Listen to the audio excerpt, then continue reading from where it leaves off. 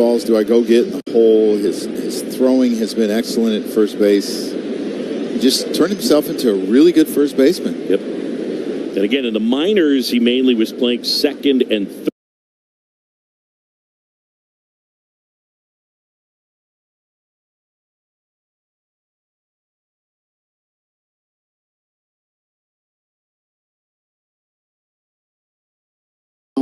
And being ahead in the count, that's where Javi is at his best. Trevor Larnach, left-handed batting left fielder, takes outside.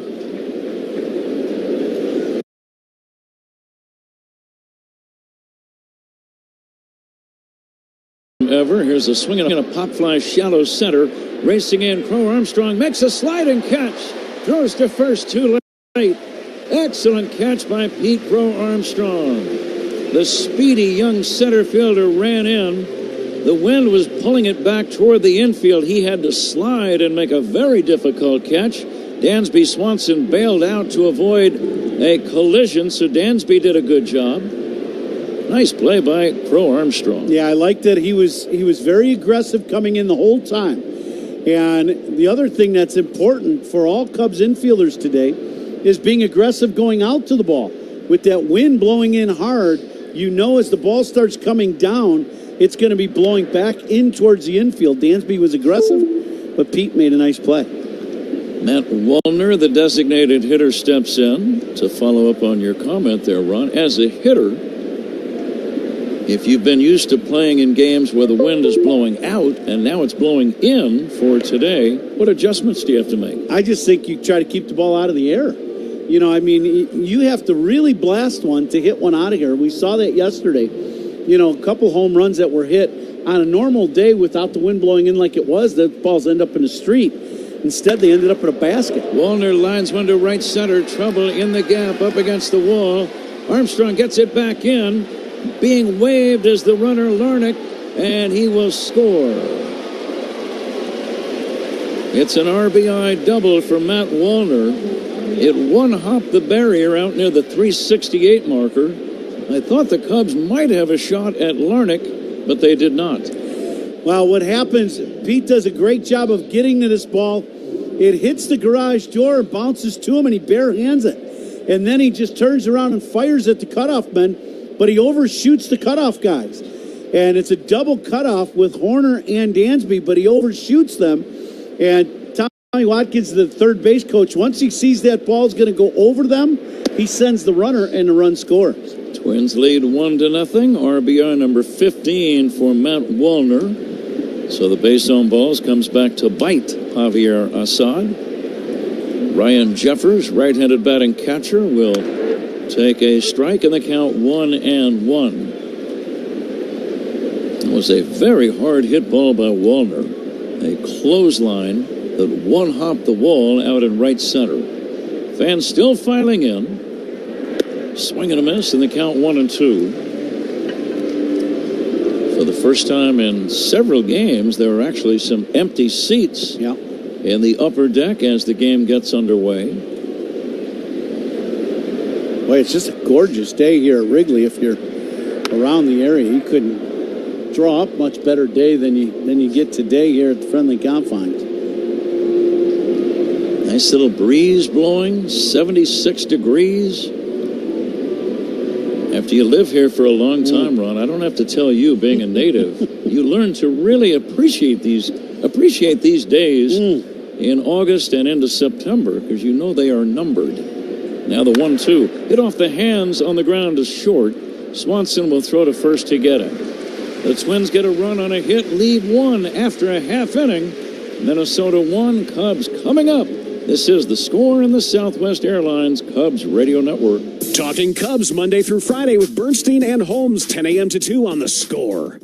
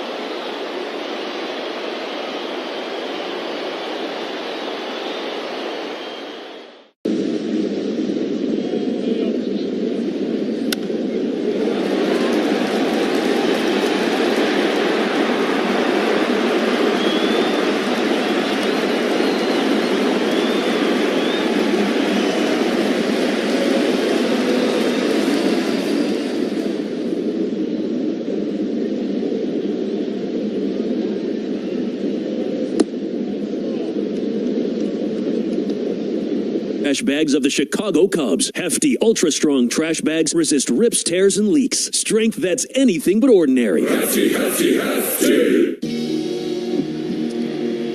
Joe Ryan is a right-hander, native of Northern California. He has a record of 7-7, ERA of 3.59. And he'll go to work on Ian Happ, the Cubs' leadoff batter. And the pitch on the way to Ian, a swing and a miss. Leadoff batter is presented by Benny's Beverage Depot. If Ian Happ gets a base hit, Benny's will donate $100 to the Greater Chicago Food Depository. If you can't find it at Benny's, it's probably not worth drinking. Happ will take a strike. Ron, what's the game plan for the Cubs hitters against Joe Ryan? Now, Joe Ryan does something that a lot of young pitchers are starting to do in the league, and that's, the guys with the good fastball. He kind of slings it up there, but he's fastball, and he's got a good split finger. Swing and a miss on a fastball, and that's out number one. A 3-pitch strikeout suffered by Ian Happ. Here's Michael Busch. Kind of gives you a little bit of that upshoot fastball with that delivery, but then he also, so you get the high riding fastball and then the split finger going down. The other thing about him, you better be ready to hit because he's not walking a bunch of guys, and he does have good strikeout numbers. Busch 1 for 7 in the series, hitting .258. Takes outside for a ball. There's kind of an oddity, though, with him, Pat, that I can't quite put my finger on it. So his games pitched. Fastball strike. He very seldom gets out of it. Like, he pitches a lot of 5-inning ball games, right? So when you see that, and he's on the attack, he doesn't walk a lot of guys. He's a good strikeout guy, but, obviously his pitch count gets up there, and, he throws a lot of 5-inning ball games. Now, he's thrown well, but that's kind of odd to me. Fastball swung on and missed. 1-2 on Michael Busch. Ryan has a very simplified windup. Stands with both feet on the rubber. Just kind of turns and delivers. Keeps it very simple. Outside, it's 2-2. Ryan, 22 starts for the year. He has allowed 18 home runs. Here's a high fly ball, deep right field. Back to the wall goes Kepler. It's got a chance. Gone. Home run from Michael Busch. Ball game tied 1-1. Do you think they're pretty happy in Emmett Grove Heights, Minnesota right about now? Michael Busch playing his hometown team and just launches one halfway up the bleachers and right. Ties the ball game, and there is no better feeling than playing your hometown against your hometown team and blasting one against them. So way to go, Michael. I know when you were a Twin, you did that very thing against the White Sox very frequently and occasionally against the Cubs right here at Wrigley. Yeah, there's a whole bunch of people in that area of Minnesota right now that are pretty happy. Busch with his 16th of the year. It got way up into the bleachers, about halfway up almost. Straight away right. Suzuki taking a ball. It's 1-1. So each team gets on the board here in the opening inning. 1-1. Seiya takes a changeup low and inside. It's 2-1. Another hefty home run sponsored by Hefty, the official trash bag of the Chicago Cubs. Hefty strong all day long. Swinging a foul back and out of play. The RBI, as a reminder, those are sponsored by Old National Bank, where relationships and results matter. Cubs trying to win a series. I wrote down a note here, Ron. I want to get your opinion on it. Here comes the 2-2 to Suzuki. It's outside. Games for the Cubs right now are not must-wins, but they're close to being must-wins. I couldn't agree more. I think you're seeing that also in the way Fly ball left center field, playable for Larnick or Martin. Larnick, the left fielder, makes the catch. And that's out number 2. Game tied at 1 in the first. Here's Isaac Paredes. Yeah, I would agree. You have to win series now. You've got to do better than that in a lot of series now. You're going to need some sweeps. You're going to need some 9 out of 10s here coming up, where you roll, rattle off a series of wins if you're going to play in October. And I think what you're seeing also is the lineup showing that Counts is playing his starting 8 guys, day after day after day, because right now, in the next 3 weeks, it's kind of make or break time. Isaac Paredes had his biggest day as a Chicago Cub last night. A homer, also a run-scoring single. He drove in 4, but it was his 3-run homer in the first inning that gave the Cubs the lead last night that they would never relinquish. Now the 1-1 to Isaac, a swing and a miss on a changeup. 1-2. You made a comment yesterday after that, later in the game, and you said that was the play of the game because of the night before and the struggles that the offense had. They only got 3 hits and really just not in the game offensively. And then with that big swing, that pitch misses wide. With that big swing, it changed everything and erased everything that happened the night before. And I couldn't agree more with you as we watched that game progress. Maybe the best game the Cubs played, and that was the play of the game. There's a ground ball to short, fielded by Castro, and he'll throw to first. That's in time to end the inning. Cubs get a run on the homer by Michael Busch, and at the end of 1, Cubs 1, Twins 1. This is the score in the Southwest Airlines Cubs Radio Network. Cubs Talk with Parkins and Spiegel on your...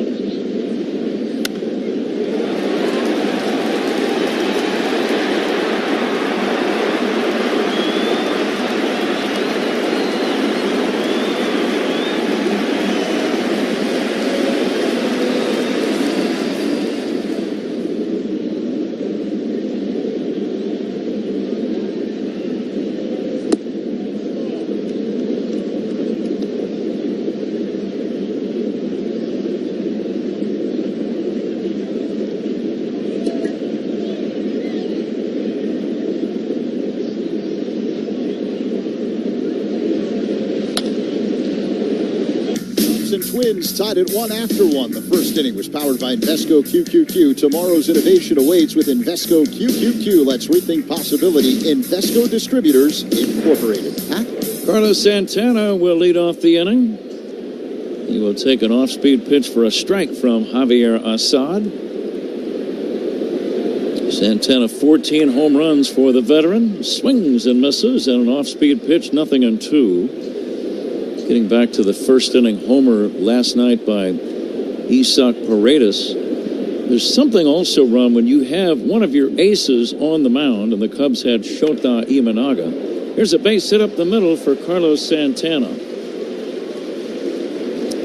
0-2 pitch. I'm sure Assad did not want to leave that one where he did, which is to say in a very hittable area.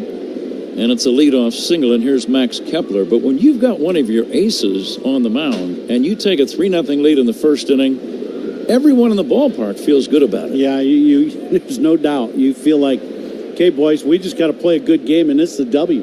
Because our guy's keeping us, not only keeping us in the game, but he's going to stop them from scoring. They're not scoring many runs. I couldn't agree more. I've played behind some guys that were legitimate aces on a staff, and if you put numbers up early in the ballgame, first or second inning, you're like, we're good. Now let's just play defense, and it's a different mindset. It's hard to explain, but you scored 3 runs behind Roger Clemens, that's over.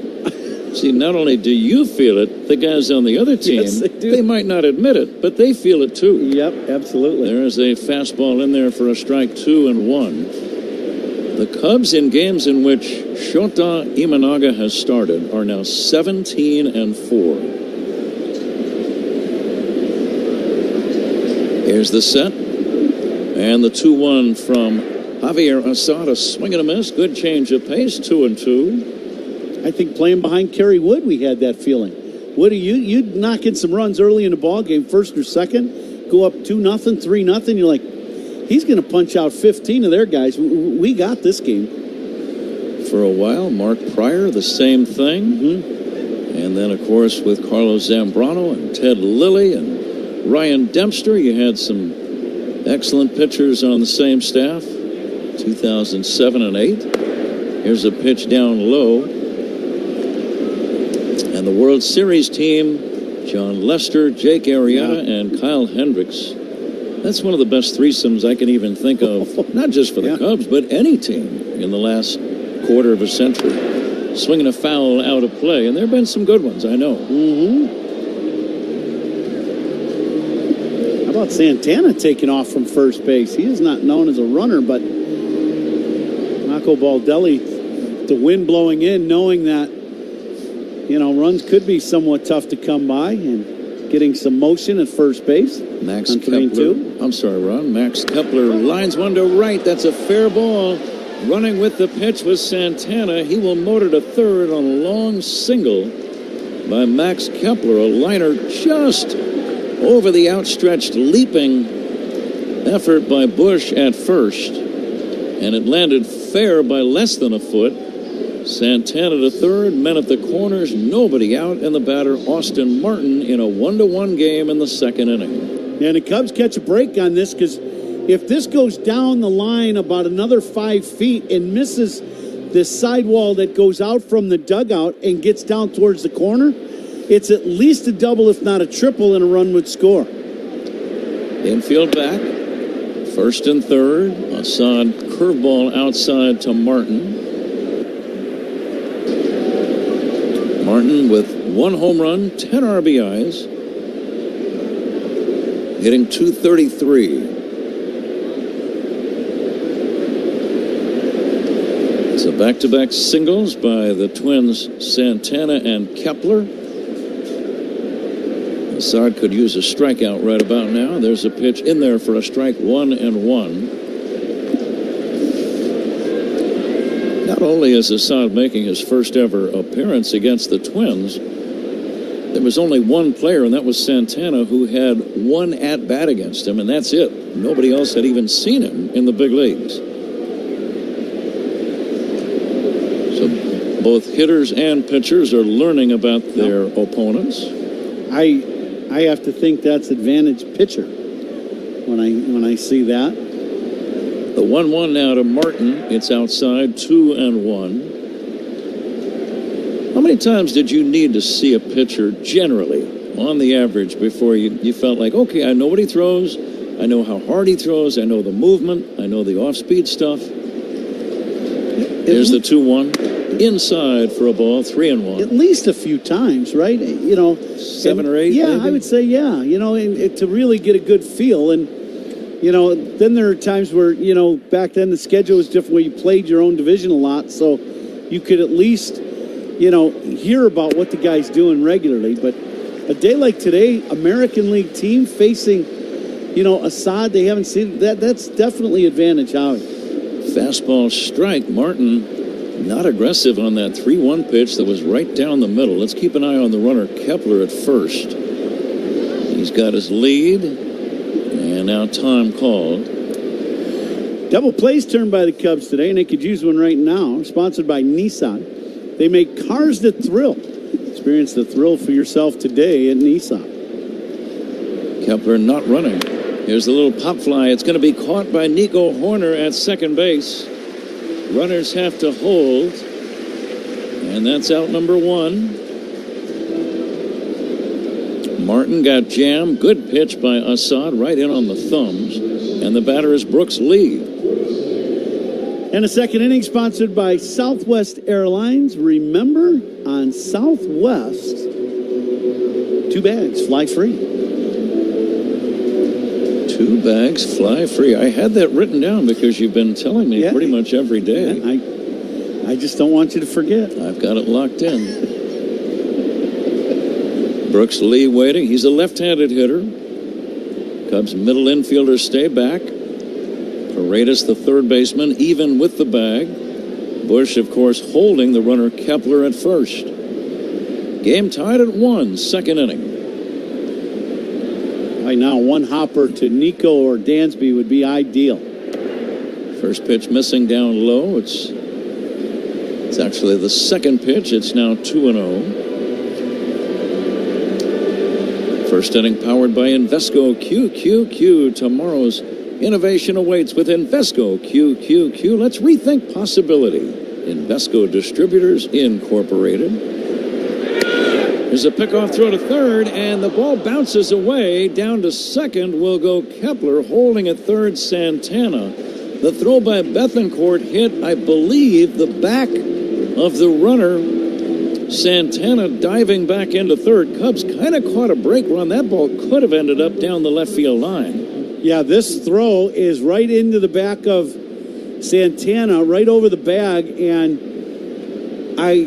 for some reason, I think Paredes gets blocked out. He didn't see this ball, and it hits him right in the wrist and the glove hand side. And swing and a miss by Brooks Lee, and the count 2-2. Here's where Assad needs a strikeout. And the Cubs were lucky that at least the runner at third held his ground and was not able to score, even though Kepler goes to second on the error. And that's going to be an error on Paredes, I got to believe. 2 balls, 2 strikes, men at second and third. Game still tied at 1. It's a good Twins team. They are 14 games over 500. The pitch. Swinging a bouncer foul behind the plate. Try to get him with a low slider. Do you throw him another one, or you maybe climb the ladder and try to get him to chase a high, hard one? I like that 2-seamer at his front hip and see if you can get the strikeout. That inside fastball. The 2-2. There it was, fouled back. It looked like Lee was ready for it. Yeah, he was. He was on it, and that pitch had a lot more of the strike zone, I think, than Javi would have liked. He'd like that ball to be inside another 3 or 4 inches, 5 inches. Cubs keep the infield back with men at second and third. Lee takes a changeup low and outside. 3-2. Willi Castro, the leadoff hitter, is on deck. Now, Santana at third base is not a great runner. So Bush is playing in about halfway, and Nico is in about 3 or 4 steps. So a hard hit ground ball to the right side could have a play at the plate. Liner foul down the right field line. The second inning brought to you by Grainger. The Cubs count on Grainger's help to keep beautiful Wrigley Field running. To get the products you need, call clickgrainger.com or just stop by. Grainger, official partner of the Chicago Cubs and Wrigley Field. Here's the pitch. Fouled away again. Pretty good battle. Now that was that elevated fastball you were talking about a couple pitches ago.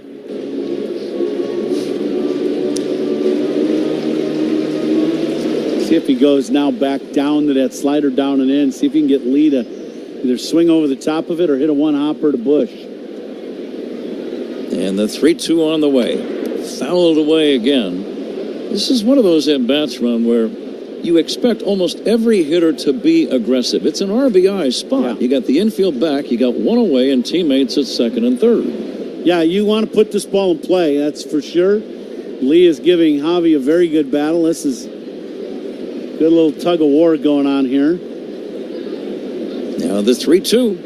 It's very high for ball 4. The Batter Lee still at the home plate area. Right? Did we have the wrong count? Now we are being told the count is 3-2. We did have the wrong count.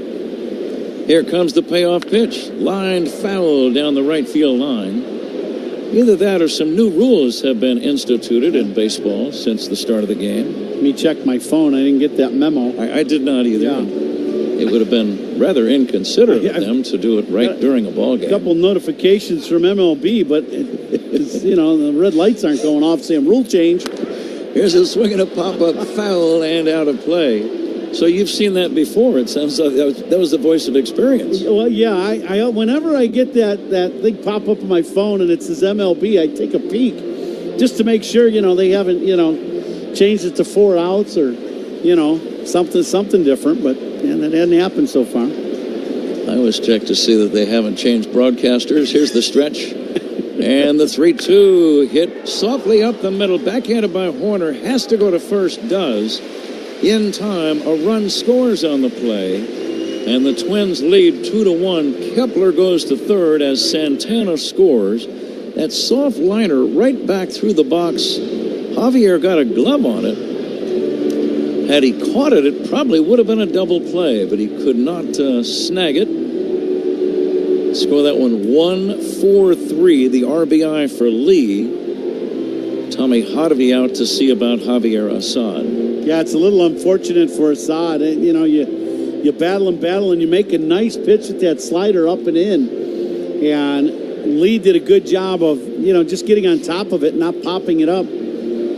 But for the Cubs, if that ball's over, towards the mound another 3 or 4 inches, that's just an easy catch for Assad. Willi Castro, the batter. Willi has a distinctive spelling of his first name. There's no E at the end. It's Willi. Willi. 2 down, a man at third. 2-1 Twins. First couple of innings have been a struggle for the pitcher so far, even though it's kind of a good day to be a pitcher with that wind blowing in. Now the 1-0 to Castro. Sinker down low, 2-0. Cubs are off tomorrow. They'll be on the south side taking on the White Sox on Friday night and Saturday night. Here's the 2-0. Line toward left coming in. Ian Happ slides and makes a nice catch to end the inning. Twins get a run on 2 hits. There was 1 error. And 1 man left. Middle of inning number 2. Twins 2, Cubs.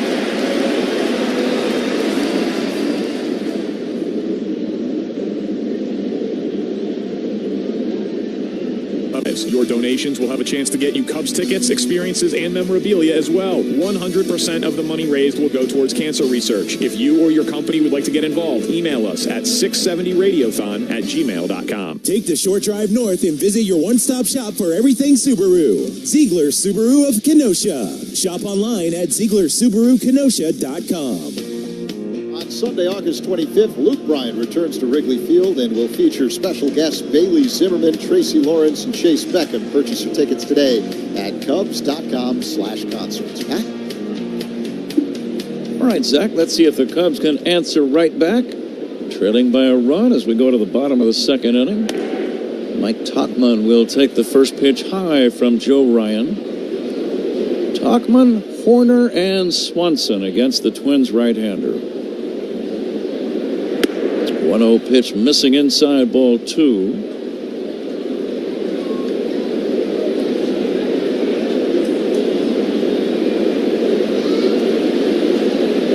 Cubs got their run on a homer by Bush in the first inning. Tauchman pops it up. Playable for the third baseman Miranda. Coming halfway down the line, near the line, makes the catch between third and home.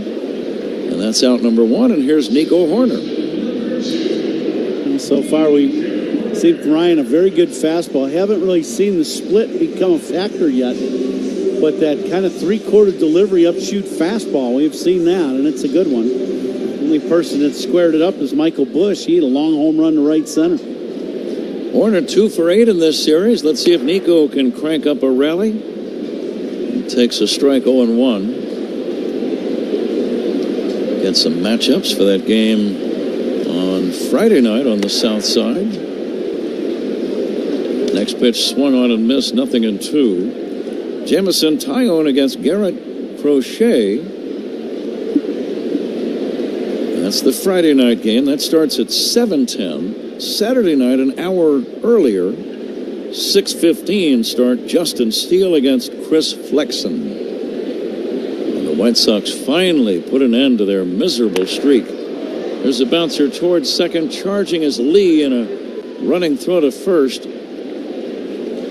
And Nico never left the batter's box area. Not sure if he slipped. Is he okay? He appears to be. Yeah, I was watching the ball. Oh, I know what happened. Nico dropping his bat, got caught up in his feet. And about 2 steps out of the batter's box, it just stayed between his feet. He hit the deck, and he just ends up going back to the dugout. On his follow-through, and you're exactly right, Ron. It might sound odd, but I'm not sure if I've ever seen that before. 2 down, here's Dansby Swanson. He followed through and started running, as you always do once you hit the ball. And the bat got tangled up in his feet. Yeah, when you drop it behind you, you drop it, and it caught his back foot, his right foot. And then when he moved it, it kicked the bat around and went right between his legs, rattling around between his feet. And that would be 2 minutes for tripping in hockey, but not in baseball. It did. The bat tripped him up, and he stumbled, and he picked up the bat and just walked back to the dugout. 2 down. Here's Dansby Swanson with a count of 0-2. Dansby enjoyed a 3-hit night last evening. 2 singles and a triple, lifting his average up to 230. But the White Sox beat the Oakland A's last night by a score of 5-1. Fastball strike 3 called, and that ends the inning. Cubs do nothing. It's on to the third. Twins 2, Cubs 1. This is the score in the Southwest Airlines Cubs radio.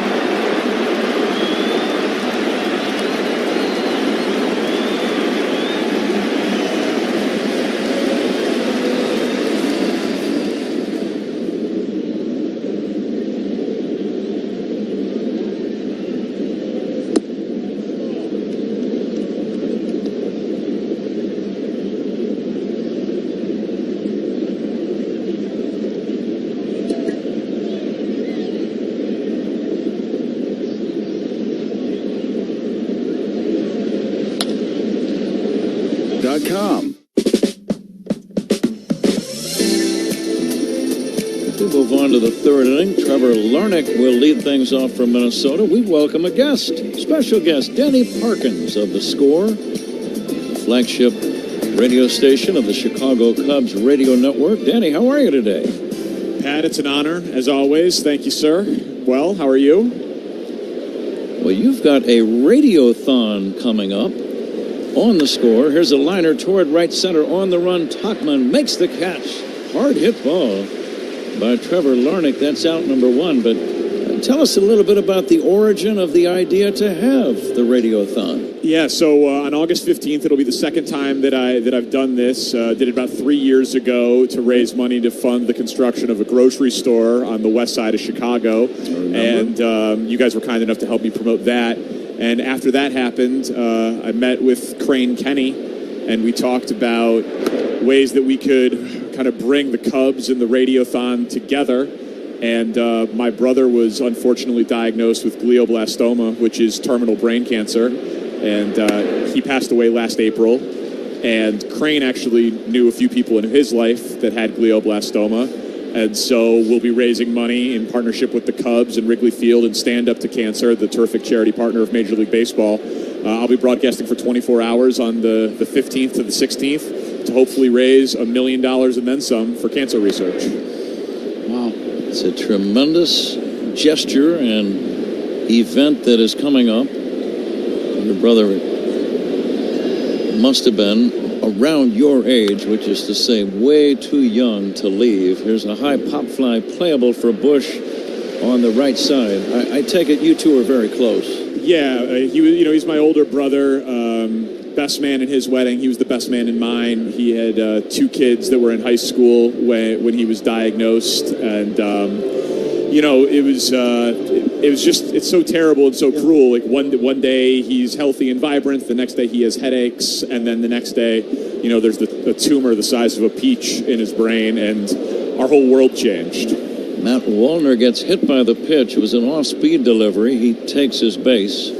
2 down, third inning, visiting with Danny Parkins. Go ahead, Ron. And I was just say, Danny, so with this radiothon and the connection with the Cubs, obviously, and you and Crane kind of putting this thing together, what can we do to help you? Well, that's so kind. So, CUBSforacure.com is where the information is, and, donations are available now, but, the day of the radiothon, August 15th, we're going to have dollar-for-dollar matches. We're going to have tickets. We're going to have incentives. Businesses, individuals of privilege and means have come together and made donations so that, if you say, how does my $5 matter? Well, we're going to have, if you're tuning in that day, your $5 will become $10. Your $100 will become $200. And there will be opportunities for, you could get autograph memorabilia, experiences here at the ballpark. Actually, I think you guys have already donated generously a meet and greet and a booth experience where people can come in and watch you guys do an inning and take a picture. And so the Cubs have been such amazing partners. And so, deep drive to left. Trouble if it's fair. Down the line, hooking and going foul. So again, CUBSforacure.com is where, if people want to just donate right now because they're thinking about it. If your company wants to get involved, we still have opportunities for corporate involvement. 670radiothon@gmail.com. 670radiothon@gmail.com. You can email me. My DMs on Twitter are open. If you and your business would like to get involved, make a tax-deductible donation to Cubs charities, and we're going to raise a bunch of money. Strike 3 call. We'll be back with Danny in a moment. The Twins do not score. They leave 1. We go to the bottom of inning number 3. Minnesota 2, Cubs 1. This is The Score in the South.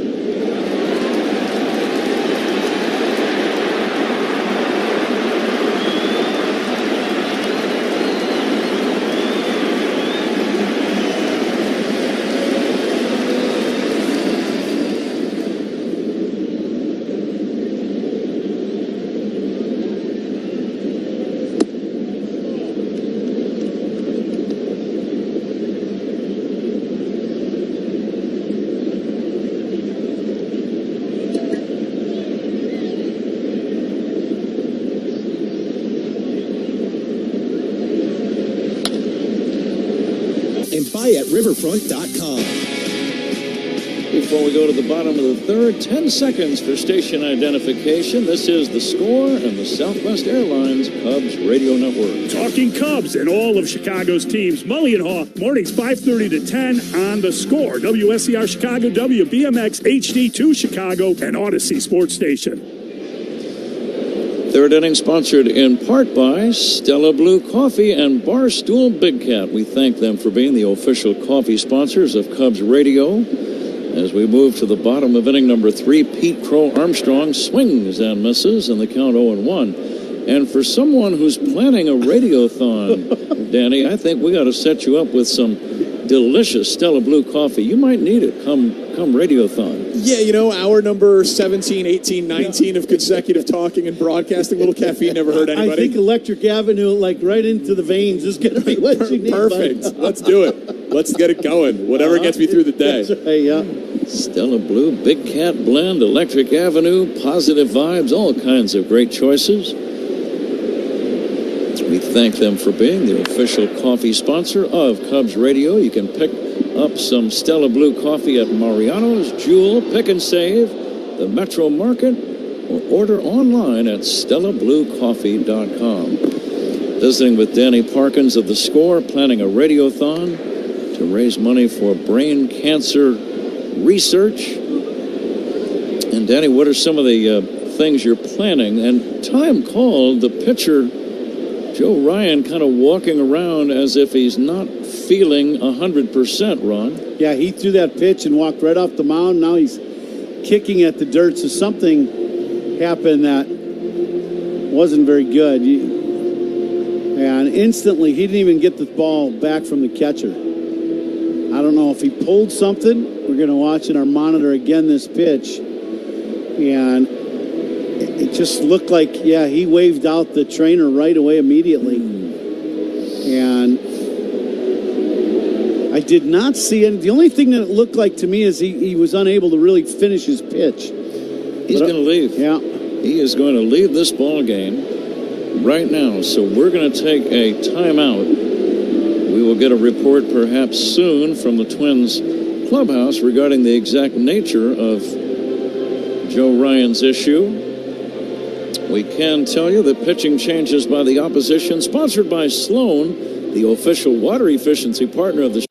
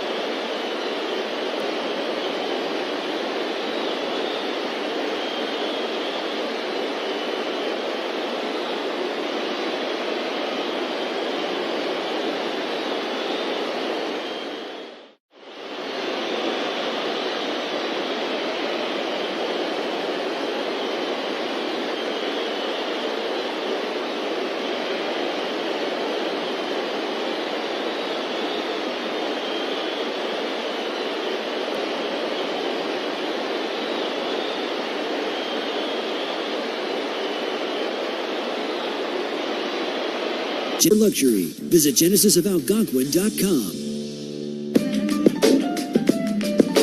The new Twins pitcher is Trevor Richards. Joe Ryan leaving. And again, we're not going to speculate. We'll wait for a report to tell you why he had to leave. We're visiting with Danny Parkins of The Score. You might hear him afternoons along with Matt Spiegel. I listen many times when Cubs have a night game, driving into the ballpark. But tell us some of the plans for the Radiothon, Danny, regarding programming for 24 hours. Right. So, again, it'll be August 15th to the 16th, and we're going to be, we're not talking Bears practice that day. We're going to be talking about cancer awareness and the benefits of cancer research. And so there will be current patients that are facing brain cancer that'll be on.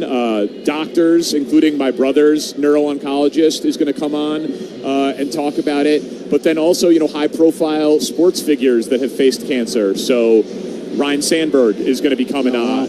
Jameson Tyone will be coming on. John Lester is scheduled to call in. Eddie Olczyk is going to be coming on. And so, athletes past and present that have dealt with cancer, specifically doctors, current patients, and the proceeds from the Radiothon again go to Brain Up, which is really an amazing brain cancer charity based right here in Chicago that it's as simple as it sounds. They fund research because the only way to find a cure and to improve quality of life and duration of life for this terrible disease is through science and research. And so Brain Up's based right here in Chicago. I'm fortunate enough to sit on the board of directors with the charity, and so that's what we're doing.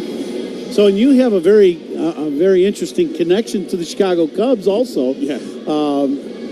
And just tell us about that. I won't. You tell us about your connection and maybe a pretty important guy in the Cubs organization right now. Yeah, I've known Craig Counsell a long time. So my brother, same dad, different mom, but he's my brother. So, he's older than me. And so I didn't grow up in Wisconsin, but my brother did. And Whitefish Bay, him and Craig Counsell, best friends. Right. Grade school and high school. And so I've known Craig since before he was called up with the Marlins in '97. Actually, funny story, his first game at Wrigley, me, my mom, my dad, and my brother, we got second row tickets behind the visitors' dugout. That Marlins team in '97 that ended up winning the World Series had Moises Alou, Bobby Bonilla. They're playing catch in front of the visitors' dugout before the game, and I'm 11 years old, and I'm holding up a sign that says Craig Counsell Fan Club. And Alou just I could see him and Bonilla just dying.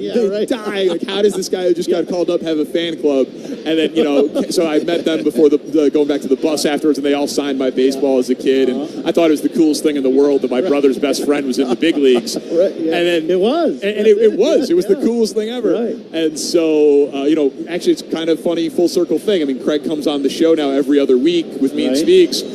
My first ever interview in high school radio, Craig Counsell, that my brother set up. So I've been talking to Craig for a long, long time. Now, has that interview, the first one, been on the Parkins and Spiegel show? I want to hear that one. We have burned the tapes. I asked him about his batting stance. That's a good question. That was relevant. It was relevant. I remember asking him about his batting stance, and I remember him being very, very kind to a very, very nervous 15-year-old.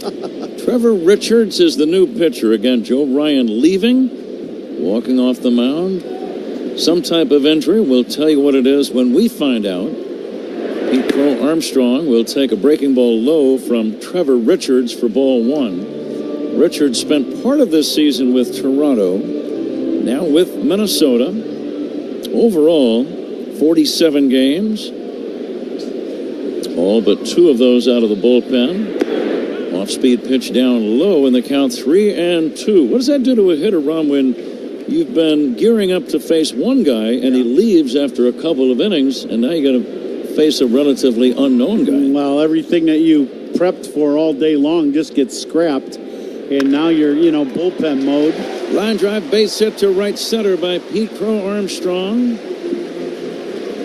It's a leadoff single here in the third. Cubs trail 2-1, and the batter, Christian Bethancourt. Yeah, so quickly what'll happen is you go back in the dugout while he's getting ready, and you try to find that scouting report quickly and get a little recap of what the new guy is throwing. And, that'll be what the Cubs guys have done with Kelly. Bethancourt, the number 9 hitter, waiting. Shows bunt and takes down low. So, Danny, I know you've done radiothons before, but do you get to take a little bit of a break? Maybe take a 20-minute nap here and there? There'll be no nap, but in the later portion of the evening, you get Ryan Sandberg in studio to tell his story. Crow Armstrong runs, and they'll never get him. Huge jump. Stole it much more on the pitcher Richards than he did on the throw by the catcher Jeffers. Stolen base, nobody out, tying run at second. So we will replay some prominent pieces of it, because also we want more of the audience to hear it. And the whole thing here is about, raising awareness and telling these incredibly inspiring stories. So I'll get a little bit of a break for the vocal cords when we're replaying things. But no, I will not be taking any time off. Honestly, it's a gimmick to get attention to it that I'm going the full 24 hours, but awareness is such a big thing. So many people don't even know what glioblastoma is. And we're talking about all forms of cancer, but obviously this is the one that's near and dear to my heart. Just letting people know that Brain Up is here in Chicago. They've got a 5K on September 21st. People can go to brainup.ngo to learn more about that. But just awareness is such a big thing with these rare forms of cancer, to make sure that people know that there's a community out there, that I'm happy to lose a day of sleep. And I've got a 4 and a 2-year-old, so I don't sleep anymore anyway. Honestly, 24 hours, it sounds like a vacation to me. Bethencourt with a 3-2 count. Crow Armstrong now 22 out of 22 stealing bags. He's dancing around at second, not going. And the pitch inside. Sometimes when there is a runner on the base who hasn't been caught stealing, the concentration is diverted from the pitcher away from the hitter. I think that's exactly what happened there. You keep seeing Richards look back at second base and knowing that Pete Crow Armstrong is looking to take third base. The most important thing is the guy at home plate for the pitcher, and that was not the case there. Ian Happ batting. Happ takes down low. Interesting here, Ron. The third baseman, Miranda, even with the bag, almost like he's looking for a bunt. Are you? No, I am not. And the thing is, that's the part about playing these interleague games where you don't play each other. You're not familiar with each other. You didn't play each other in spring. Bounced out towards second. Lee goes to second. They get one, and that's all. The ball not hit sharply enough to get two. Runners end up at first and third with one away. Cubs down by a run in the third, and it brings up Michael Busch. Yeah, a little off-speed pitch from Richards, had Ian out in front. Now the Cubs need a big swing for Michael Busch. A little situational hitting to drive in this run. But Danny Parkins, it's a very commendable thing you're doing. I tip my cap to you. I wish you the best. And if you need more time to discuss it in the future, let us know. Thank you guys so much. You guys are so kind. Yeah, if any company wants to get involved, you can email me, 670radiothon@gmail.com, cubsforacure.com. Thank you both so much. Danny Parkins of The Score. Here's a swing and a foul by Michael Busch off to the left and out of play. Yep. Best of luck, Danny. Yep. Busch homered in the first inning. Infield back. Runners at first and third. Trevor Richards is ready. And the 0-1 now to Michael Busch. The Minnesota native will take outside for a ball. 1-1. Some of the clouds that were in the sky earlier, most of them have blown away. It's an absolutely gorgeous summer afternoon at Wrigley. Busch checks and takes low. 2-1. Yeah, you really can't draw it up much better for a day here at Wrigley Field. 75 degrees, bright sunshine. It's just the beautiful colors, Ron. The green, dark green ivy on the walls, the green grass. And then you look in the stands, all the blue and white shirts, bright. It's quite a scene. Runners at first and third for the Cubs. Here's the pitch. Fouled away by Busch. Okay, now it's 2-2 on you. What's the thinking by the hitter? Well, now, you got to shorten up the stroke just a little bit and make sure you put this ball in play. See if you can get something that you can elevate and hit pretty well to the outfield to at least get Pete Crow Armstrong in from third. Check swing, the pitch down low. No swing by Busch. Running and stealing second base is Ian Happ. And a big jump, no throw forthcoming from the catcher Jeffers. Full count now with one away. Give Happ a stolen base. Cubs' second steal of the inning. That's a big stolen base because now it takes the double play out of play to end the inning. And it forces the infield in, which is also a plus for a hitter. Bush fouls it away. 2 steals in the inning. Stolen base, making something of a comeback in Major League Baseball. I like it. Yep, I do too. Big gap in right center field now. It's Martin playing over in left center. 3-2 to Bush. Just outside, ball 4. Richards wanted that to be called a strike. I have not yet seen a replay. Alex Tosi, the home plate umpire, said it missed as we watch it again. Yeah, it's a fastball, 4-seamer, and it just fades off the outside corner. And it's off the plate by about half a baseball. Good take by Michael Bush. And a good call by the umpire, Alex Tosi. Yeah, pitch was off the plate. Didn't miss by a lot, but it missed. 2 walks in the inning. Bases now loaded. Seiya Suzuki due up. And we've reached what might very well be one of the turning points of this entire game right now. Yep. Now, Seiya around the league is known for taking the first pitch. And I did that quite a bit at times to set up this situation, to lure teams into, okay, when I had runners in scoring position, now I was ready to hit when I walked in the batter's box. So this would be a situation, if you look fastball, you get fastball in a good hittable spot, be ready to hit on that first pitch and do some damage. Suzuki flying to left his first time. Here's the pitch to Seiya. Fastball away, ball 1. Great speed on the bases right now. Crow Armstrong at third, Happ at second, Bush at first. And the pitch. Off the inside, it's 2-0. How aggressive are you here? I'm looking for a certain location. I'm looking for a pitch I can do damage with, and I got to make sure my contact point is out in front of home plate. This is a ball you can elevate to the pull side and drive one. Now the 2-0 pitch. Taken for a strike, top of the zone strike. That's a terrible call. That pitch way up out of the zone. Watching it again.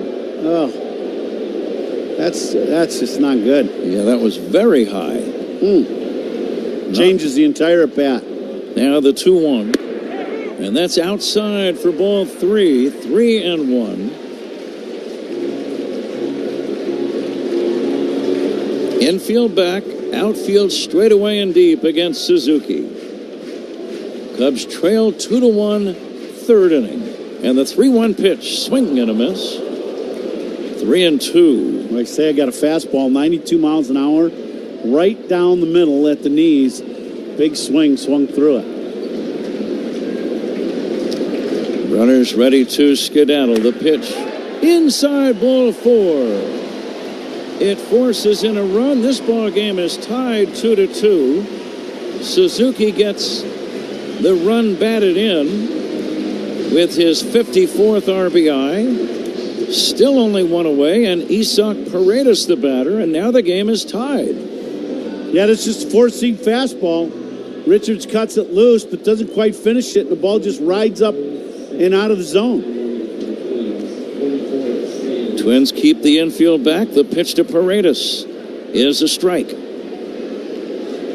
Isak had the big blow last night, the 3-run homer in the first. Let's see if he can come through right now. The pitch on the way to Isak, taken for a strike. Isak questioning Alex Tosi, the umpire on that call.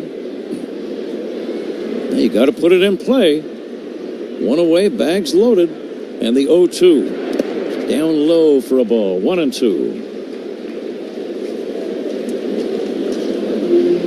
On stolen bases this inning, for every stolen base this season, the Toro Tire will donate a donation to Keeping Families Covered. That was with a pair of stolen bases in this inning. Now the 1-2. Fly ball, right field, pretty well hit. It's going to drive in the run. Kapler will make the catch and throw towards second base. Coming in to score is Ian Happ. Cubs lead 3-2. Sacrifice fly for Isak Paredes.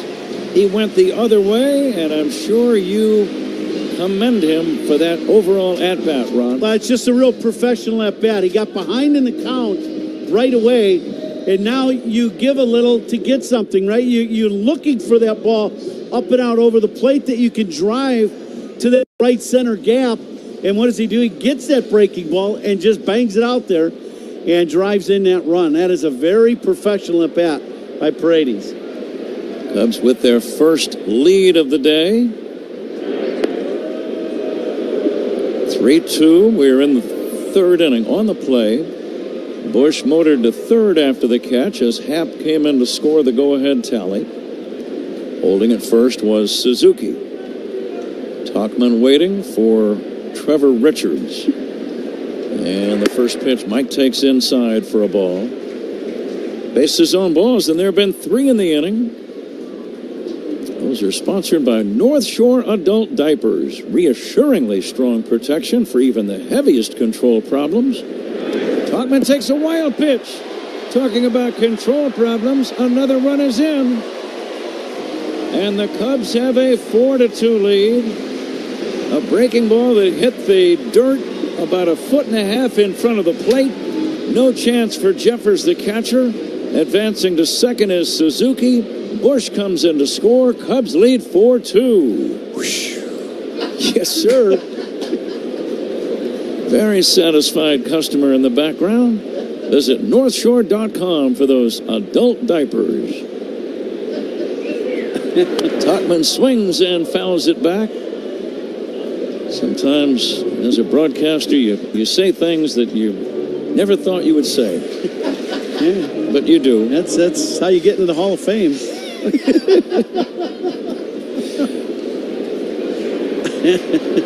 A 3-run rally. And the next pitch taken high. Now let's see if Tauchman gets something to hit on. 3-1, Ron. Now see if Michael gets that 4-seam fastball. That's been the pitch when he's behind in the count that Richards has gone to. This is one that you want to really get out to this ball and try to drive it. 3-1 pitch. That's going to be ball 4 inside. A very wobbly inning for Trevor Richards. He came in relief. It's always kind of an unknown spot when there's an injury and you're forced into action. I mean, it could be a great outing. It could be a miserable outing. There's no real formula there, Ron. Here's the pitch to Nico Horner. Fouled away off to the right, out of play. Well, and for the guy coming in, there, you know, every pitcher has their routine of whether you're a starter or reliever. Well, when this happens, you have no routine. You just get the ball, grab your glove, go out onto the mound, in the field of play, and start playing catch until you're ready. So everything that you're accustomed to doing is thrown out the window. Mm-hmm. It is not an easy situation for a reliever to do this early in the ballgame. Cubs lead 4-2, trying to win the series. Each team with a win before today. Horner, the 8th man to bat in the inning. Runners at first and second, the pitch. Swing and a foul back. Nico got a good pitch to hit, took a big rip. A little bit of an upshoot swing by Nico. He was underneath that ball. Richards' run has worked a grand total of 2/3 of an inning, 35 pitches already. Yeah.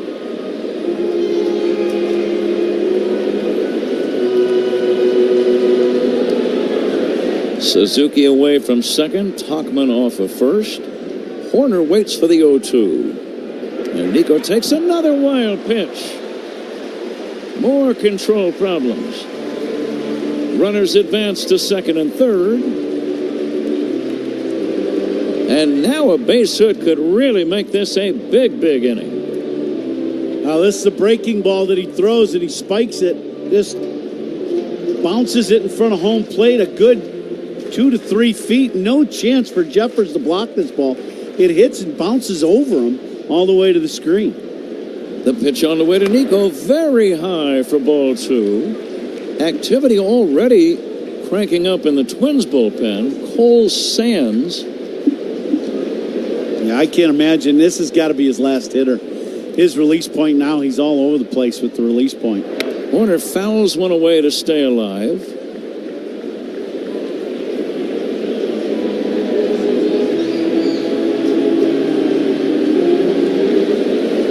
Nico grounded out his first time. Couple of men in scoring position. Cubs lead 4-2. We're in the third inning. And the 2-2. Fouled away. Nico might have chased a ball, but sometimes, Ron, when you have 2 strikes, you can't be real picky. Well, and I think Nico was looking for that ball away and looking fastball away. He got fastball away. It just wasn't a strike.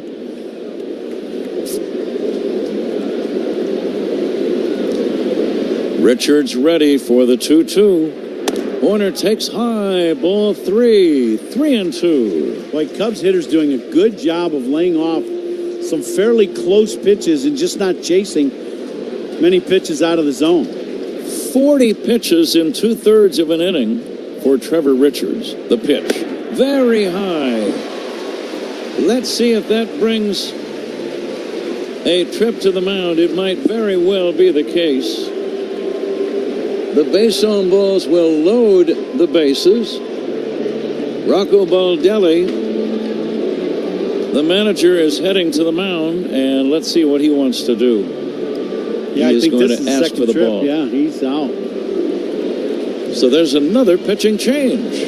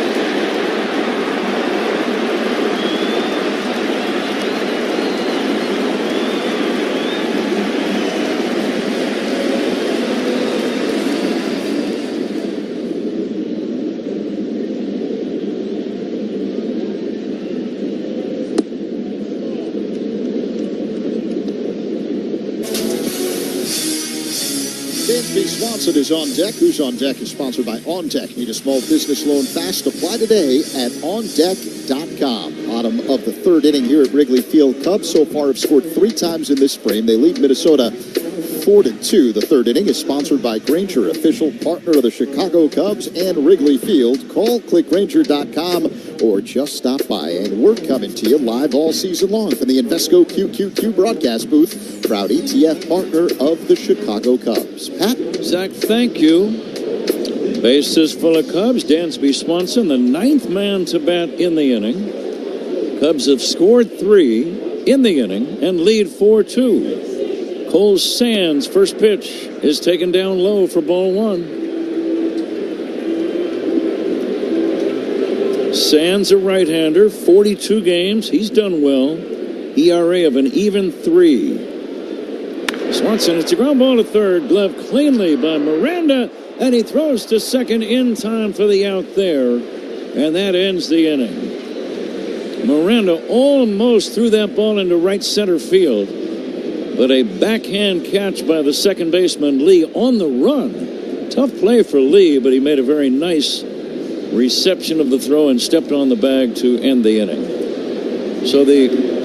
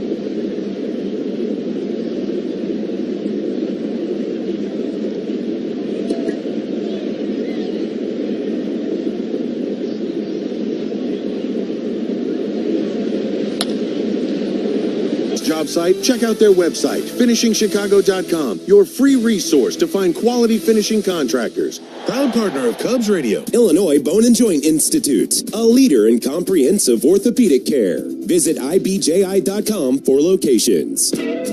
Out-of-town scoreboard is fueled by Citgo Dry Clean Gasoline. When you start with Citgo, you're good to go. A couple of other games going on as we speak. Top of the ninth in Cleveland, the Diamondbacks with a 7-3 lead over the Guardians. Geraldo Perdomo going deep, a 2-run shot. Same deal for Corbin Carroll, also a 2-run home run.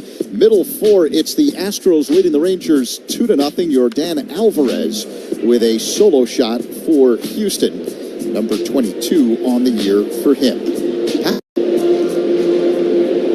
We move to inning number 4. Carlos Santana first up. Now Javier Assad gets to work with the lead for the first time today. Carlos Santana will swing and pull a ground ball foul toward first. Well, here's where for Assad really going on the attack now and trying to get a couple quick innings under his belt and see if he can get through to the middle innings. Fly ball to center, run off the bat of Santana. Should be routine for Crow Armstrong. It is. And that's out number 1.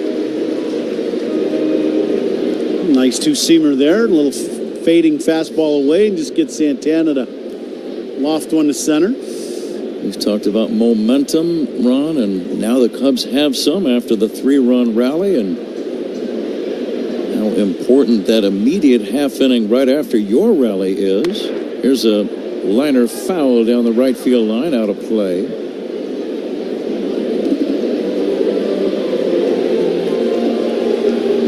Kepler hit that ball off the end of the bat. I think a little stinger in his hand or wrist.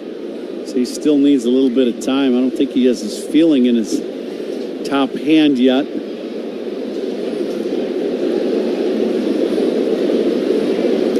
Kepler had a base hit to right his first time. Javier Assad looking for his 6th win of the year. Here's the pitch. Good fastball in there for a strike. 0-2. What pitch are you thinking here, Ron? Well, I like the two-seamer inside. I like when he throws it inside and it breaks back over that inside corner. Breaking ball low and in, 1-2. Cubs started the homestand by beating the Cardinals 3 out of 4. They have split the first 2 with Minnesota. If they can win today, they would wrap up a 5-2 homestand. And that would be exactly what they needed. Yeah. Here comes the 2-2. Lifted to left, slicing foul. That's going to drop out of play down the line. Ian Happ ran over just in case, but it was back in amongst the customers. Well, it's one of those things that you have a 5-2 homestand. Now you go to the south side, and hopefully the Cubs can do some good there. White Sox have been struggling. That's no secret. 2-2 is inside, ball 3. And this is that kind of stretch we were talking on at the beginning of the broadcast that you've got to put together. So if you can do some good and finish this game out and do some good on the south side, now all of a sudden you're getting back into that range that we're talking about. Ball 4, a breaking ball inside to Max Kepler. It's a 1-out walk, and the batter, Austin Martin. 3-2 breaking ball inside to Kepler. And Javi's pitch count starting to climb here in the top of the 4th at 70 pitches.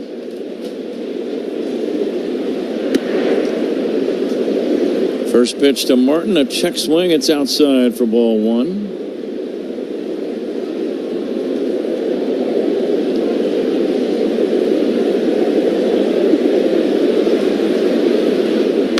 Here's a looper, shallow right toward the line, dropping foul.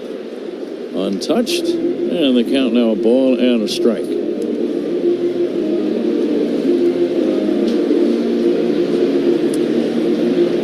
Now that pitch, kind of a cue shot off the bat of Martin. That was one of those. I thought that ball was fair. I thought it was going to be a base hit, and it just kept the wind blowing in is really between last night and today, really kind of playing havoc with that baseball when it goes up.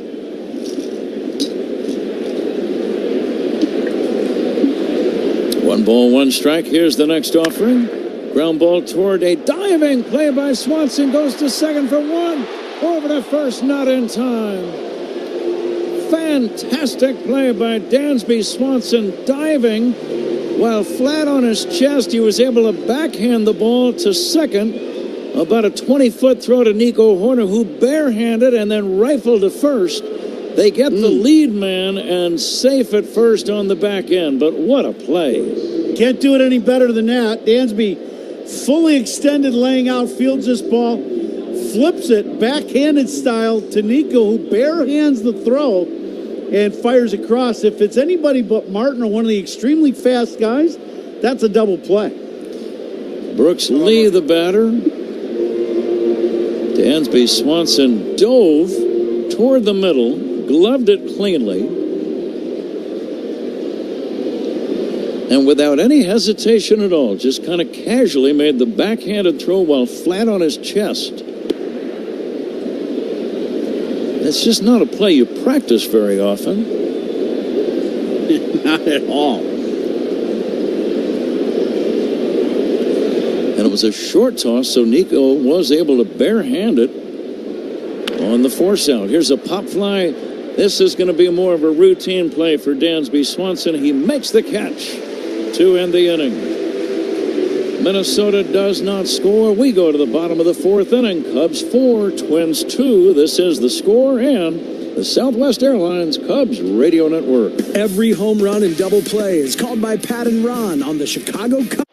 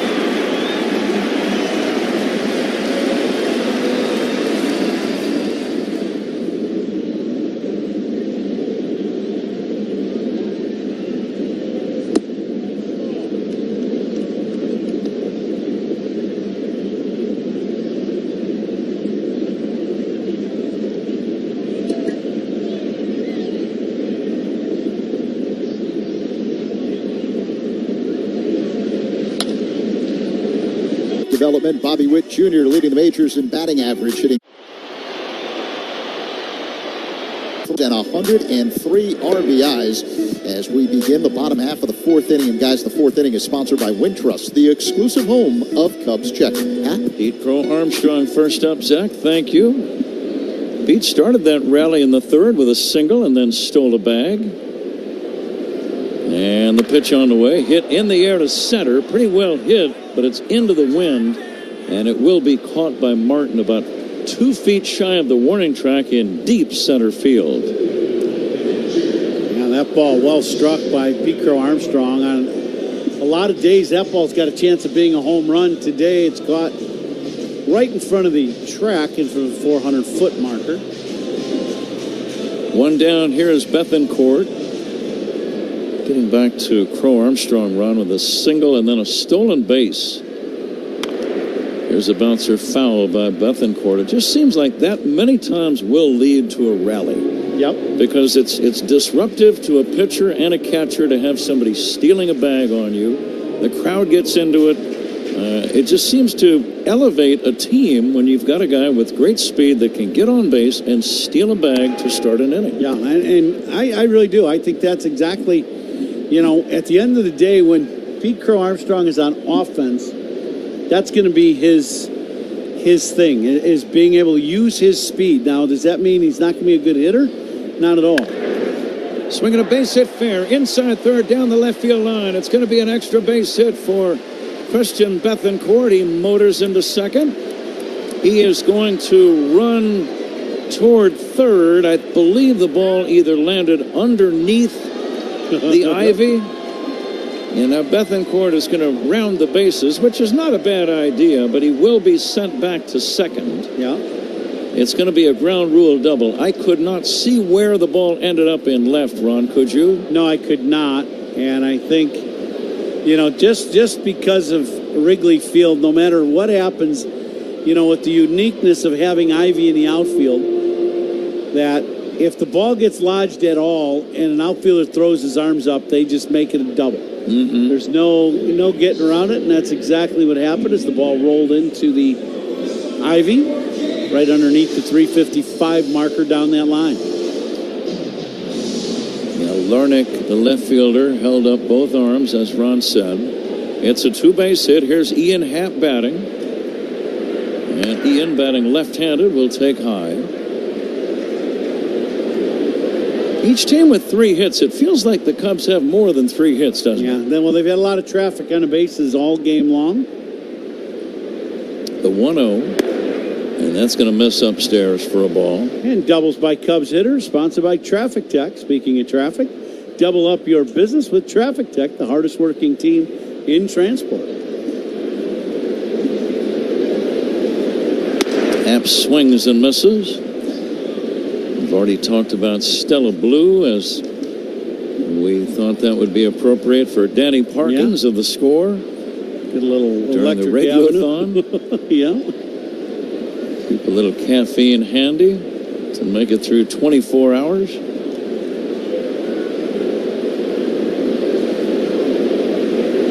Now the 2-1 pitch on the way. Happ pulls it foul, right side and back out of play. We have to play the Benny's Beverage Depot attendance game. If you can't find it at Benny's, it's probably not worth drinking. There are some empties today. I don't believe it's going to be a full, complete sellout, but it's close. I'll say 34,543. Happ takes a wild pitch.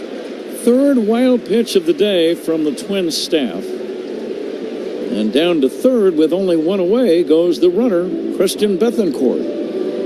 Yeah, this is another breaking ball. Bounces in front of Happ's front foot. In the left-handed batter's box, not much Jeffries could do. This ball once again explodes when it hits the ground. Infield in. RBI opportunity for Happ. He hits a high fly ball to right. This will drive in the run. It's back toward the wall, and that ball is gone. Ian Happ, a long home run. And the Cubs have opened up a 6-2 lead. Big swing of the bat for the Cubs.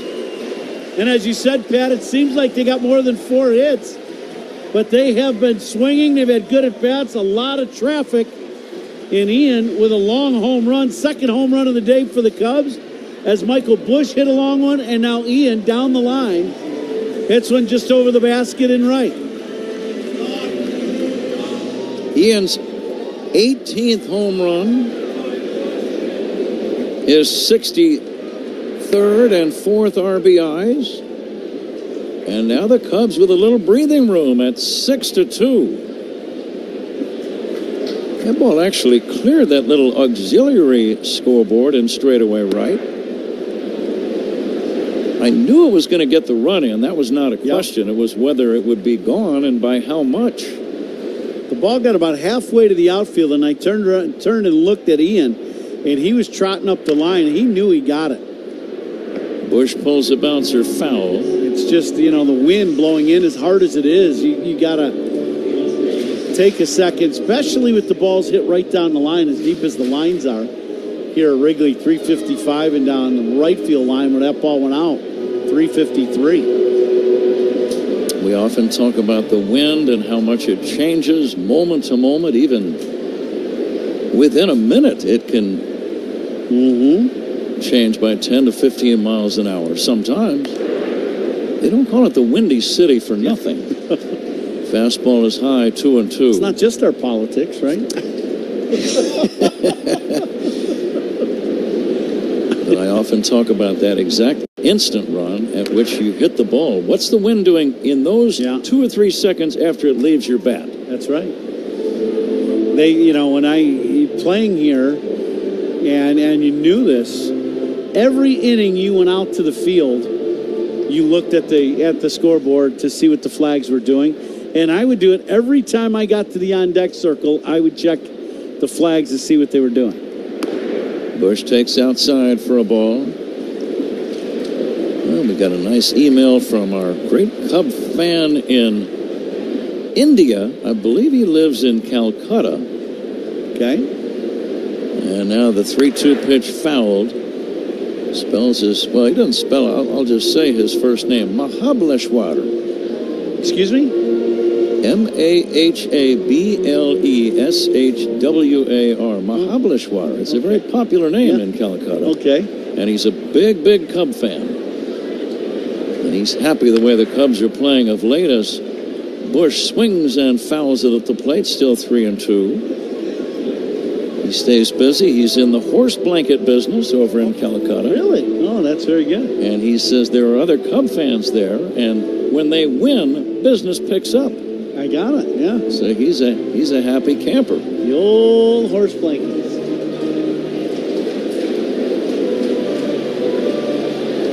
I'm going to email him back and say, when people ask you to sign things, how long does it take? Sign a baseball, wrap around the whole ball. Mahableshwar. Here comes the 3-2 now on the way to Bush. Fisted back, foul out of play. The Cubs are truly not just a national team, but an international team. Yeah, that proves it.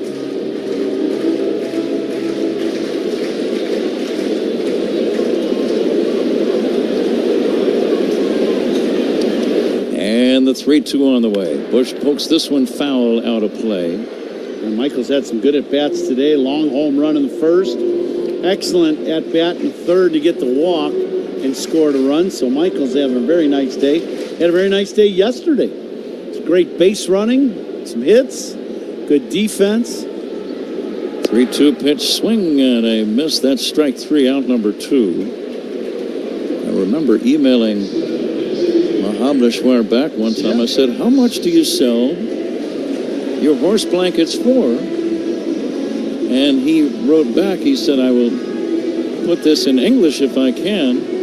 And he wrote down the word P-I-P-T-Y, Pipty. Pipty, huh? And I thought I'd go along with that program, and I said, sometimes do you sell them for Porty? And he said, no, we keep it at Pipty. And that was pretty much the end of that. Here's the 0-1 pitch on the way to Suzuki. Popped up right side, playable for Santana. And he will make the catch. And the inning is over. But the Cubs score twice on the homer by Ian Happ. We move to inning number 5, Cubs 6, Twins 2 on the score in the Southwest Airlines Cubs Radio Network.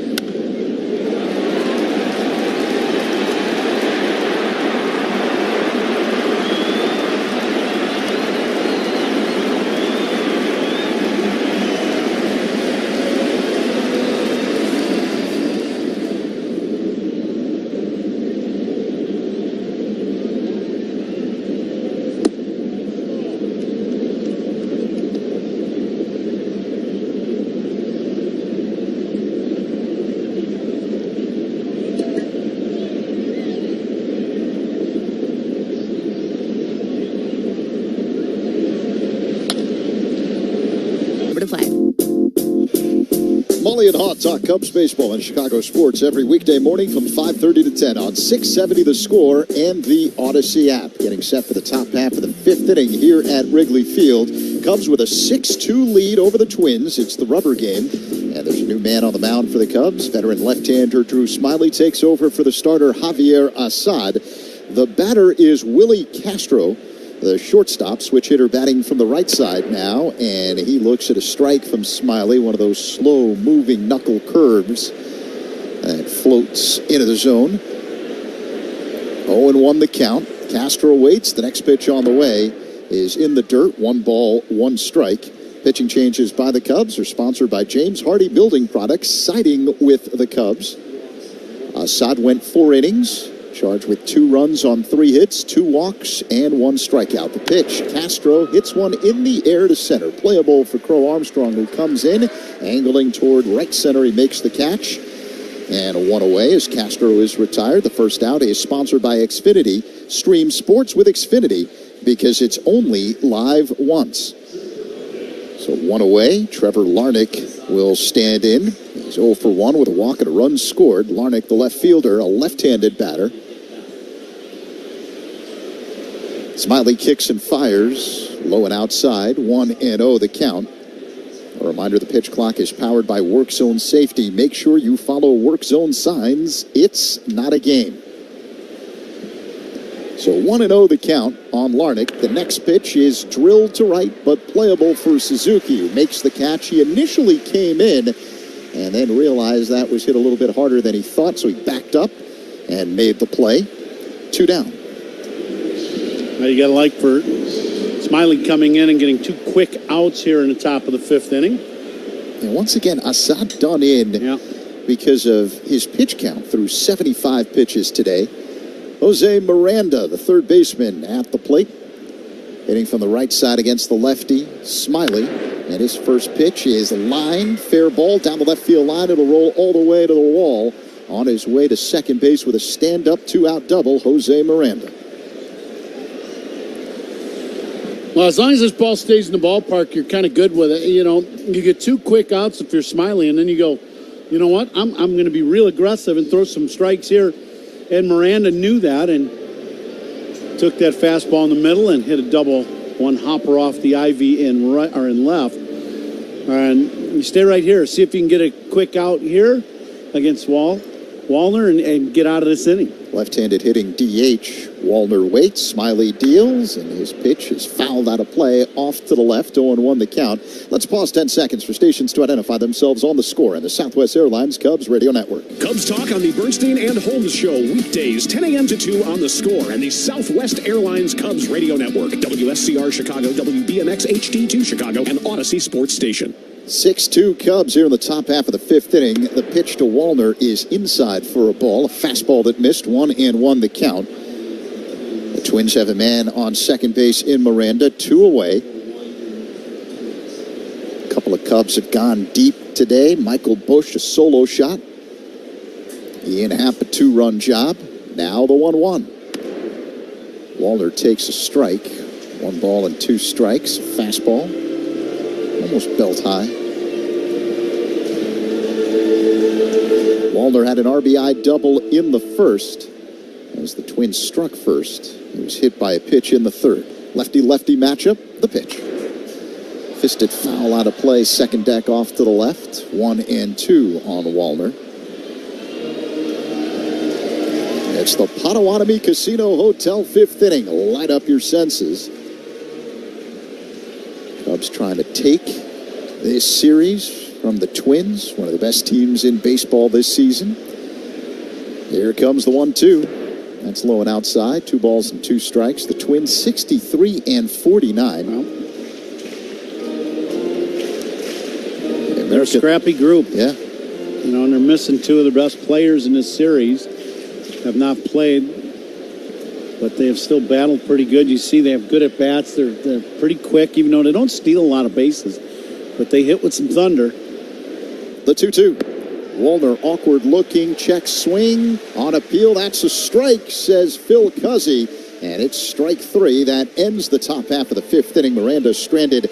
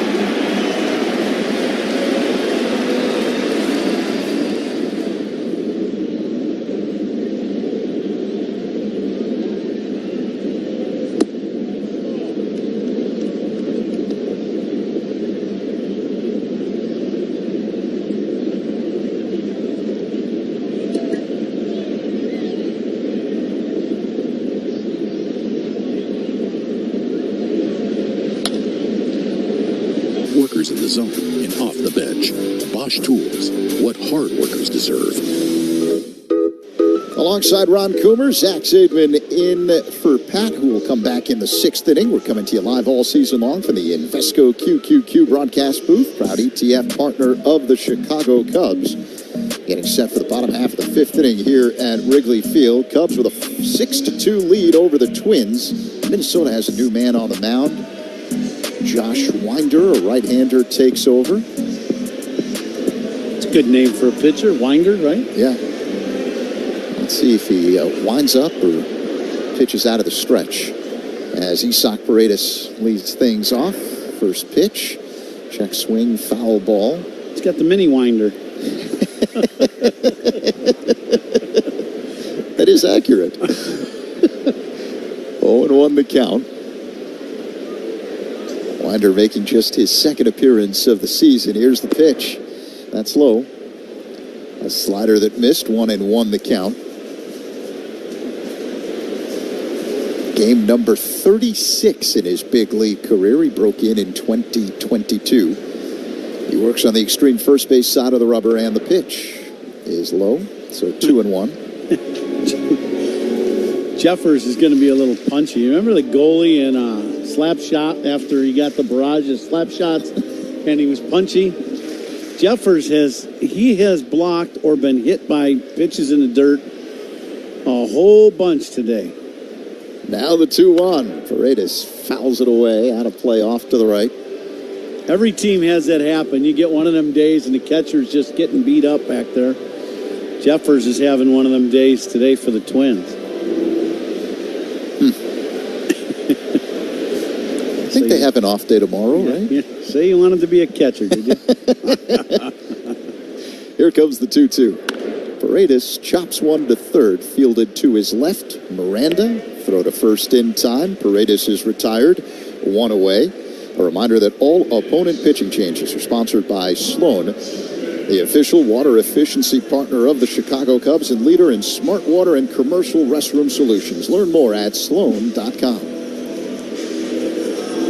So here comes Mike Tauchman with 1 away, last of the 5th. Cubs 6 and the Twins 2. Why are you laughing? Here's the pitch. Tauchman looks at a strike, going 1.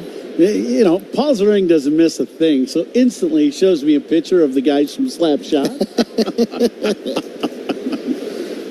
That's why he's the maestro. Oh, he's the man. Yep. No doubt about that. The next pitch is low, 1-1 on Tauchman. Speaking of which, you mentioned the maestro. We have to give our guesses in the Binny's Beverage Depot attendance game before they actually announce the attendance. Pat made his guess earlier, 34,543. Tauchman swings and misses at a slider, 1-2. Okay. So, Coom, you want to go? Sure. I will guess 31,000. Okay. I'm going to go 34,000. And we'll wait for the maestro to make his guess. What do the Hanson brothers have to say back there, Paulie? Here's the 1-2. A swing and a miss, strike 3. Tauchman way out in front of a changeup, 2 away. And Paul's going to go 37,222. Wow. Hanson brothers threw a party. They're rocking the joint out. He must have a lot of people in the park. Nico Horner stands in, right-handed batter against the right-hander Winder, and the pitch drilled deep left field, going back. Larnach, he's at the track and makes the catch for out number 3. So the Cubs go down in order here in the 5th inning. We head to the 6th. The Cubs with a 6-2 lead over the Twins on the score in the Southwest Airlines Cubs Radio Network. Hey, Cubs fans, it's Nico Horner. Listen to every game here on the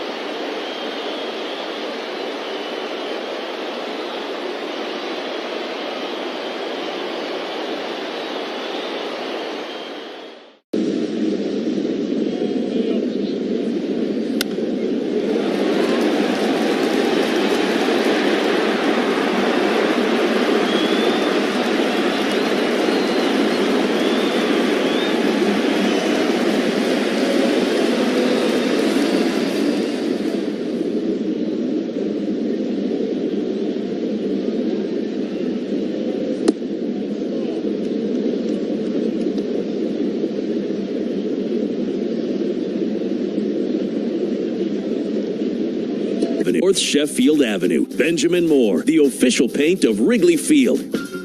Sunday, August 18th is Harry Potter Day. The Cubs are celebrating throughout the ballpark with special themed entertainment and fan activities. Fans who purchase at CUBS.com/specials will receive a special edition Cubs and Harry Potter cap. Getting set for the top half of the sixth inning. Cubs with a 6-2 lead over the Twins. And Pat, today's Woodman's home run inning contestant is Keith Knight from Darien, who will win the Woodman's gift card jackpot of $150. If a Northsider hits a home run this inning, you can enter with a QR code at any Chicago area Woodman's. So good luck, Keith. Today's Woodman's home run inning contestant, service and savings, that's Woodman's. Pat? Zach, thank you for that. The new pitcher, Jorge Lopez. And his first pitch to Ryan Jeffers is in there for a called strike.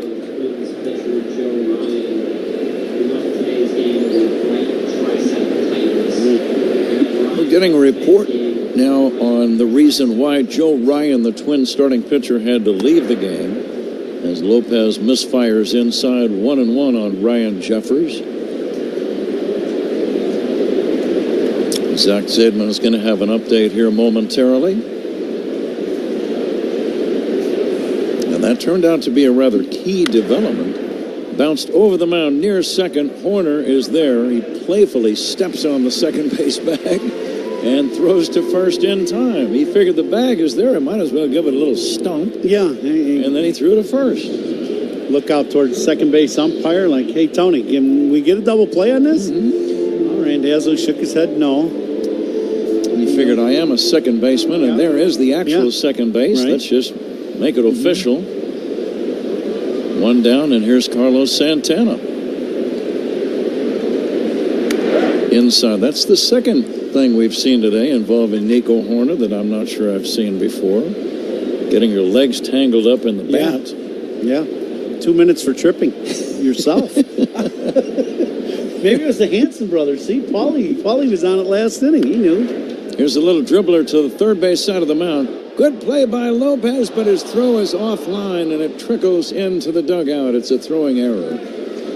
Jorge Lopez, on that slow bouncer, he was heading toward third base, off balance as he tried to make the throw back behind him to first. His one-hop throw glanced off the glove of Bush and rolled into the first base dugout for a throwing error. It is a hit and an error, we are told.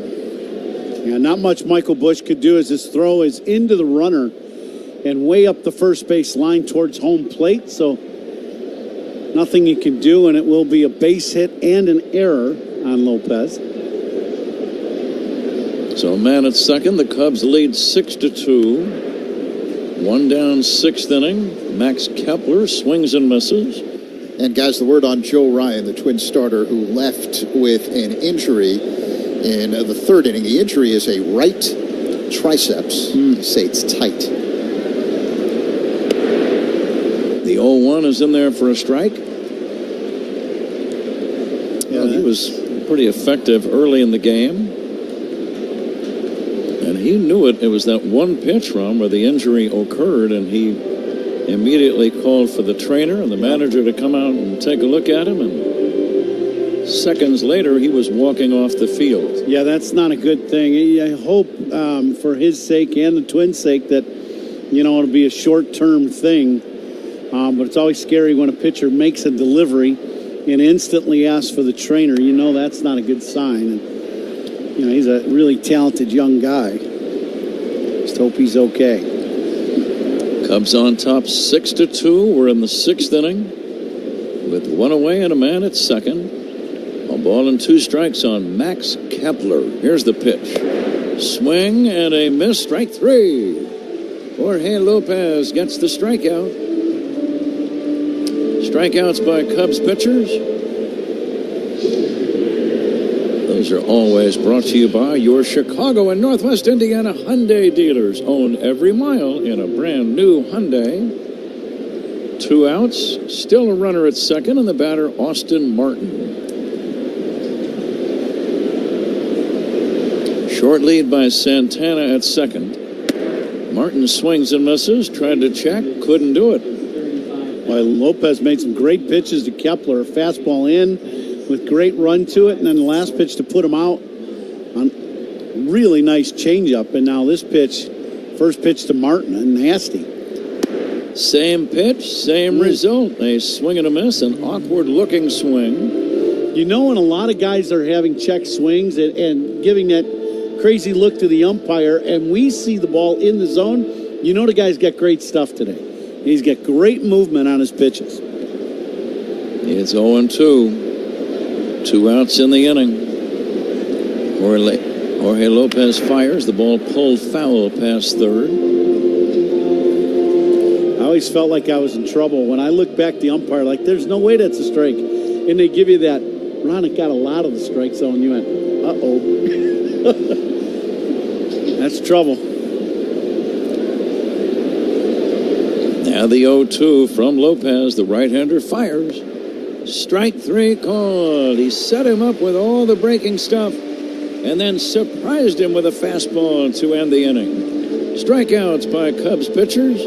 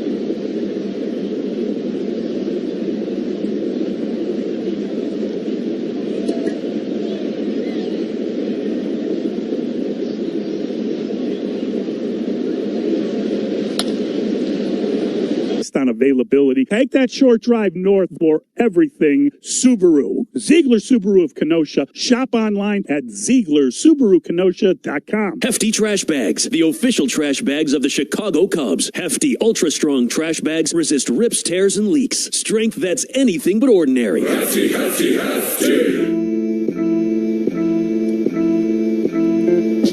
Cubs lead by a score of 6-2. Batting now in the bottom of the 6th inning.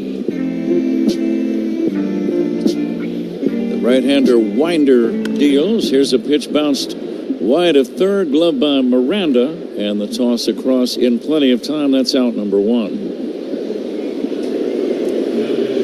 Dansby hits that ball hard, but just pounds it right into the ground. 2 hops to Miranda at third. Being at bat, see what Pete Crow Armstrong does here now. You're gonna end up with the infielders drawn in. You know, Cubs got a little bit of a lead, 6-2. He'd love to get another insurance run here. Josh Winder's pitch is down low for a ball. 1-0 on Pete Crow Armstrong. It's one of those things where when I watch Pete hit, and I've talked to many bunters, Pat, through the years, Brett Butler being one that I played with. I was a young player trying to get to the big leagues in spring training, and he was a veteran player. Where Miranda is playing that far off the bag, even though he's in, that is a very difficult play for a third baseman to come towards the line to field a bunt. Because you're running one way and you have to throw the other. There you go. The angles are bad. So that was one of the things Brett Butler used to talk about. If he felt like that angle was bad, he considered that a bunt hit. Swing and a miss by Crow Armstrong, 2-2. And that was one of those things where, you know, as Pete continues on, now he's got a lot of pop in his bat, and can do some great things swinging the bat. But there's nothing wrong with him using that bunt as a major weapon for him and getting on base. He's got blinding speed. Here comes the 2-2. Strike 3 called, and that's out number 2 in the inning. If you are just joining us, maybe you were working and you're in some traffic, whatever. Each team got a run in the first inning. Matt Wallner had an RBI double in the top of the first. Michael Busch homered in the bottom of the first to tie the game. Twins got a run in the second.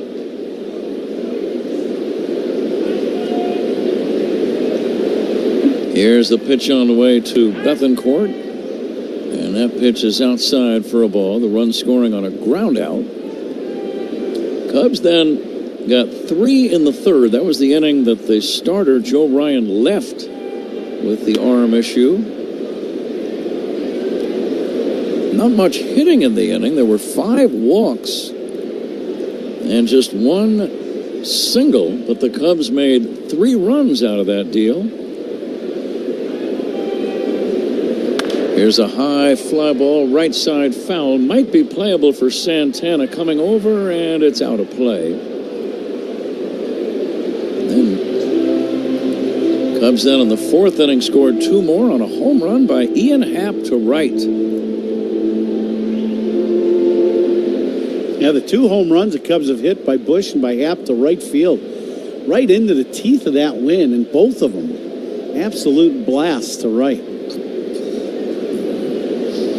Now the 2-1 to Bethancourt. Look out. He checked his swing. It's going to cost him a strike. He was actually falling out of the way, but he started to swing.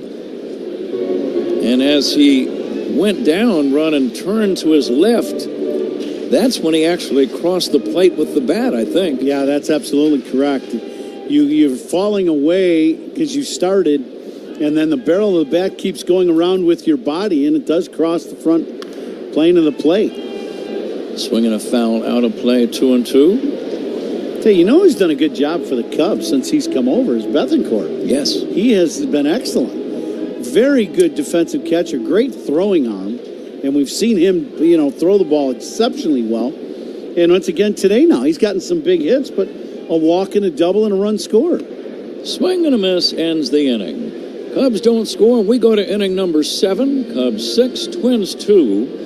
This is The Score in the Southwest Airlines Cubs Radio Network. Hey, Cubs fans, it's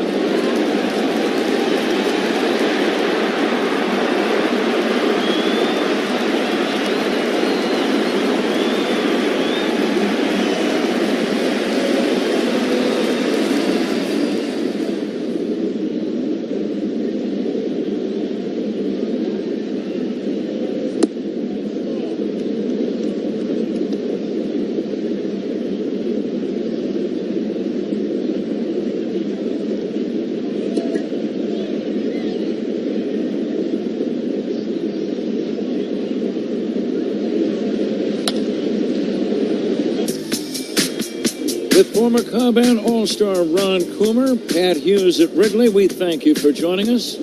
Zach Zaidman working alongside. Paul Zarang is our tremendous engineer at the controls. Cubs trying to bounce back after losing the opener on Monday night. Cubs winning last night and leading today, trying to make it 2 out of 3 in the series. Twins batting in the 7th. Cubs on top 6-2. Jorge Lopez out for his 2nd inning of relief. And a big curveball is in there for a strike to Brooks Lee.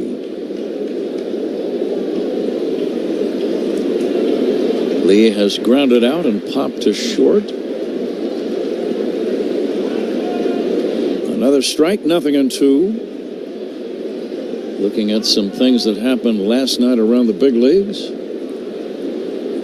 Here's the next offering, down low. I see where Framber Valdez, pitcher for Houston, came within 1 out of his 2nd career no-hitter. Corey Seager of Texas broke up the no-hitter with a 2-run homer in the 9th inning.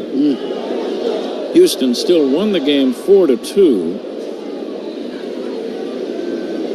Sure, some fans don't realize that Josh Hader is now the closer for Houston after many successful years in Milwaukee. Right. He's still getting it done. He has converted 23 straight save chances. Chopper fouled at the plate 1 and 2. And we've seen him run. He's in the last 20 years of big league ball, he's one of the most automatic closers I've seen. Absolutely.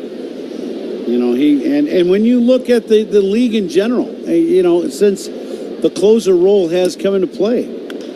There's a base hit to left, opposite field single for Brooks Lee. It leads off the inning. The Cubs still lead 6-2. But you would have to bring his name up as one of the most dominant closers that we've ever seen. Greg Counsell managed him for many years in Milwaukee, and he half-jokingly said, as a manager, you just got to manage for 8 innings. Yeah. The 9th inning is done. Yeah, you just hand him the ball. Absolutely. Yeah.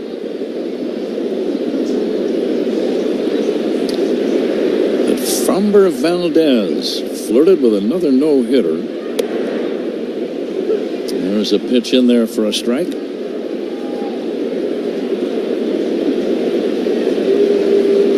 Been following the Freddie Freeman story, and it looks like it's going to have a happy ending. His son Max. Here's a ground ball to short, fielded by Swanson. Steps on the bag, running throw to first. The throw offline. They get one. Dansby could have shoveled it to Horner, thought it would be quicker by doing it himself. 1 out. They get the lead runner on 6 unassisted at second base. Yeah, as I see the replay, Nico playing around to the pull side, so Dansby shifted up the middle. So, you know, it was kind of one of those things where neither guy was going to get to the bag quickly. Yeah, and that's unfortunate that, you know, Cubs were not in a real good double play depth because that was a tailor-made double play ball. Castro's safe at first. Trevor Larnach hits a fly ball to left. Should be an easy play for Happ, and it is. 2 gone in the 7th inning. Cubs with a 6-2 lead. And Jose Miranda coming up. And Freddie Freeman's 3-year-old son, Max, battling a rare neurological disorder. I probably am not pronouncing it correctly, but I believe it is Guillain-Barré syndrome. Sounds very frightening. The body's immune system attacks its nerves, causes weakness, numbness, and in some cases paralysis. Right. But young Max spent 8 days in a pediatric intensive care unit. He was discharged last Saturday, thankfully. Fastball up and in. Miranda hits the deck. And again, the good news is he is expected to make a full recovery, but you can only imagine. Yeah. Freddie Freeman, one of the best players of his generation, really. He's a terrific talent, but he's been away from the Dodgers for several days. Well, and his son was in ICU for, I think, 10 days, if I read correctly.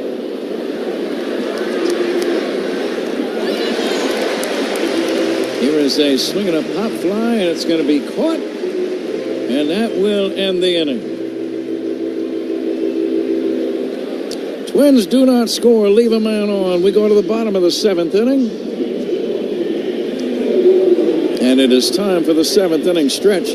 Brendan Hunt, Emmy Award-winning actor, writer, and Chicago native, all set to sing. Cubs lead 6-2. Here's Mr. Hunt. A 1, a 2, a 3. Take me out to the ball game. Take me out to the crowd.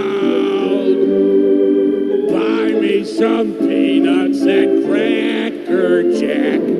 I don't care if I ever get back, 'cause it's root for them. If they don't win, it's a shame, 'cause it's 1, 2, 3 strikes, you're out at the old ball game. Let's go! Hall of Famer Pat Hughes and Ron Coomer bring you all the action on the Chicago Cubs radio network. Roofers and Waterproofers Local 11 provides exceptional service in all facets of the roofing and waterproofing industry, developing skilled crafts.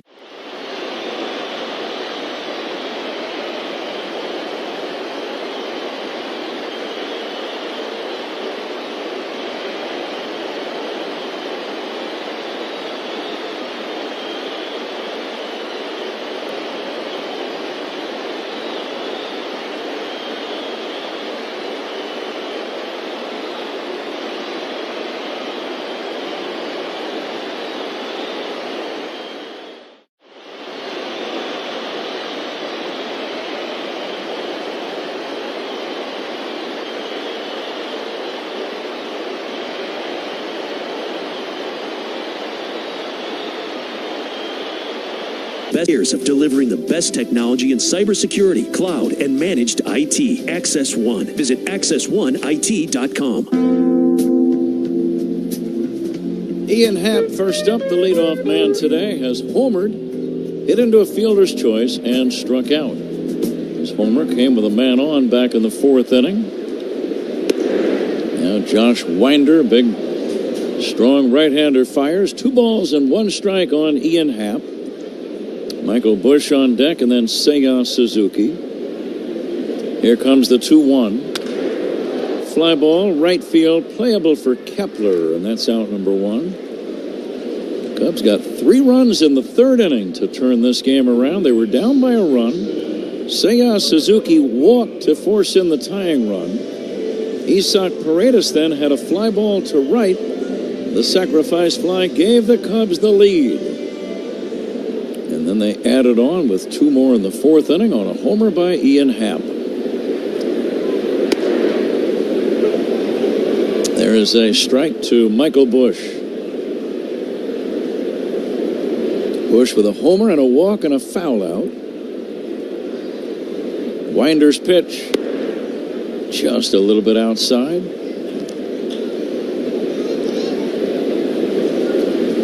No game tomorrow. Cubs and White Sox. Crosstown series on the South Side Friday night and Saturday night. Different starting times. Yeah. 7:10 on Friday night, 6:15 Saturday evening. And you know the White Sox have been struggling. There's no secret. They got a win last night. But when the two teams play, it's like, you know, a battle of the North and the South. It's in the city, right? It's just going to be one of the... It always is. The Cubs did win the first 2 here at Wrigley, but had to come from way behind to win both games. Yeah. And there was nothing guaranteed about an easy win or anything like that. After all these years, Ron, I don't think I've ever missed one of the crosstown games. Right. You expect a battle, no matter where they are in the standings. That's exactly right, yeah. A lot of emotion in those games. And the fans are just... Fans are really into it, which is great. Sometimes. Yeah. Here's the 2-2 to Michael Busch, taken high for a ball. I've told this story before. I was on the on-deck circle in a Cubs uniform at the Cell back then. Now, I grew up 2 neighborhoods over from that ballpark, right? And I got to the on-deck circle, the first game of the series. Here's the ground ball, base hit center field. Michael Busch stays red hot. He homered earlier. He singles now. And the batter, Seiya Suzuki. And I walked out, and this guy started wearing me out 2 rows behind me.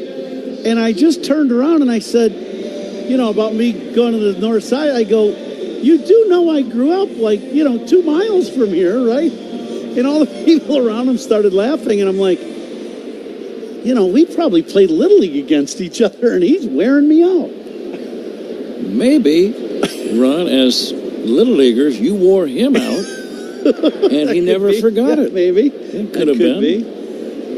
You might have gone 4 for 4 and celebrated just a little bit too triumphantly. Maybe. That could be. Right? Yeah. Say he thought this was his chance to get even with you. He won. He got his chance. Suzuki waiting for the 1-0. Pitch is in there for a strike, 1-1. I used to laugh, boy, some of the stuff that would, because when I was a Twin, it wasn't nearly as bad, right? They were, hey, welcome home, great, people had signs. Put the Cubs uniform on, that all went away quick. And now the 1-1, swinging a foul back. People don't really have any way of fully appreciating that where you end up as a big league ball player, there are an awful lot of factors involved. Yeah, and a lot of them have no relevance. You can't almost do anything none of them have to do with you and where you want to be at a certain time or what team you want to play for. It's not your call. Yeah. Sometimes it can be, but most of the time it's not. Right. I would agree. Absolutely. I always look forward to going over to the south side of Chicago and playing the White Sox. It'll be a great couple days here and good for our city. It's always a lot of fun. Get to see our old friend Lenny Casper, too. We'll get over there. He and Darren Jackson on the White Sox radio. We listen to them quite frequently. Now the 2-2 to Seiya Suzuki. Toss to first, not in time. DJ, my old teammates with the Minnesota Twins. DJ, great guy, great player. Never forgave him. He robbed me of a grand slam in the Metrodome. Haven't liked him since. Something tells me he hasn't forgotten that moment either. Yeah, no. 2-2 pitch, fly ball to left. Playable for Larnach. Larnach makes the catch.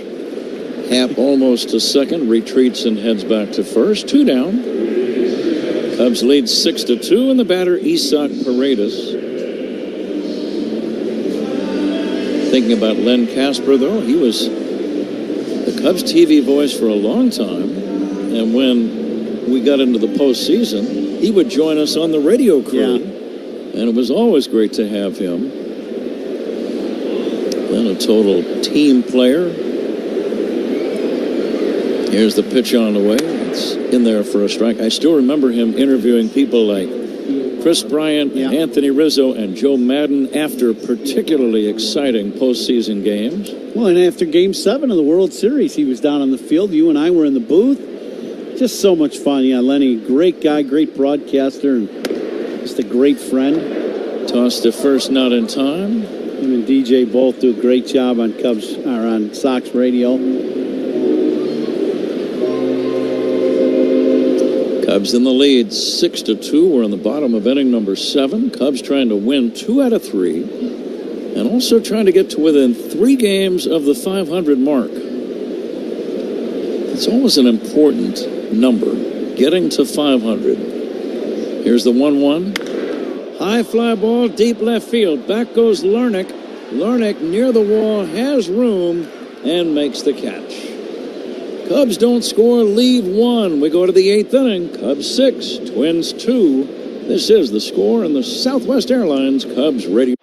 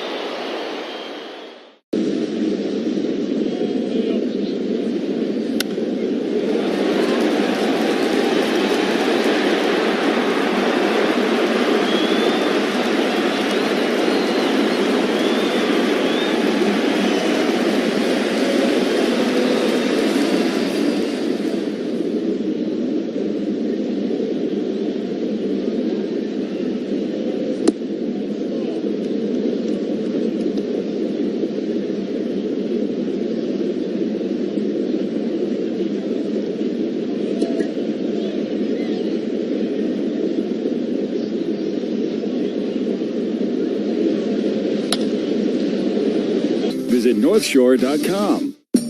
Now, scoreboard is fueled by Citgo Tri-Clean Gasoline. When you start with Citgo, you're good to go. After 6 innings of play, it's the Astros on top of the Rangers 5-3.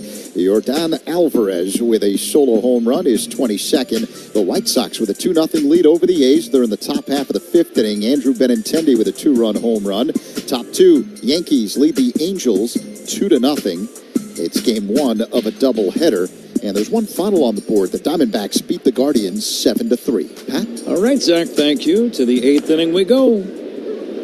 Porter Hodge, long-legged, hard-throwing right-hander on the mound for the Cubs.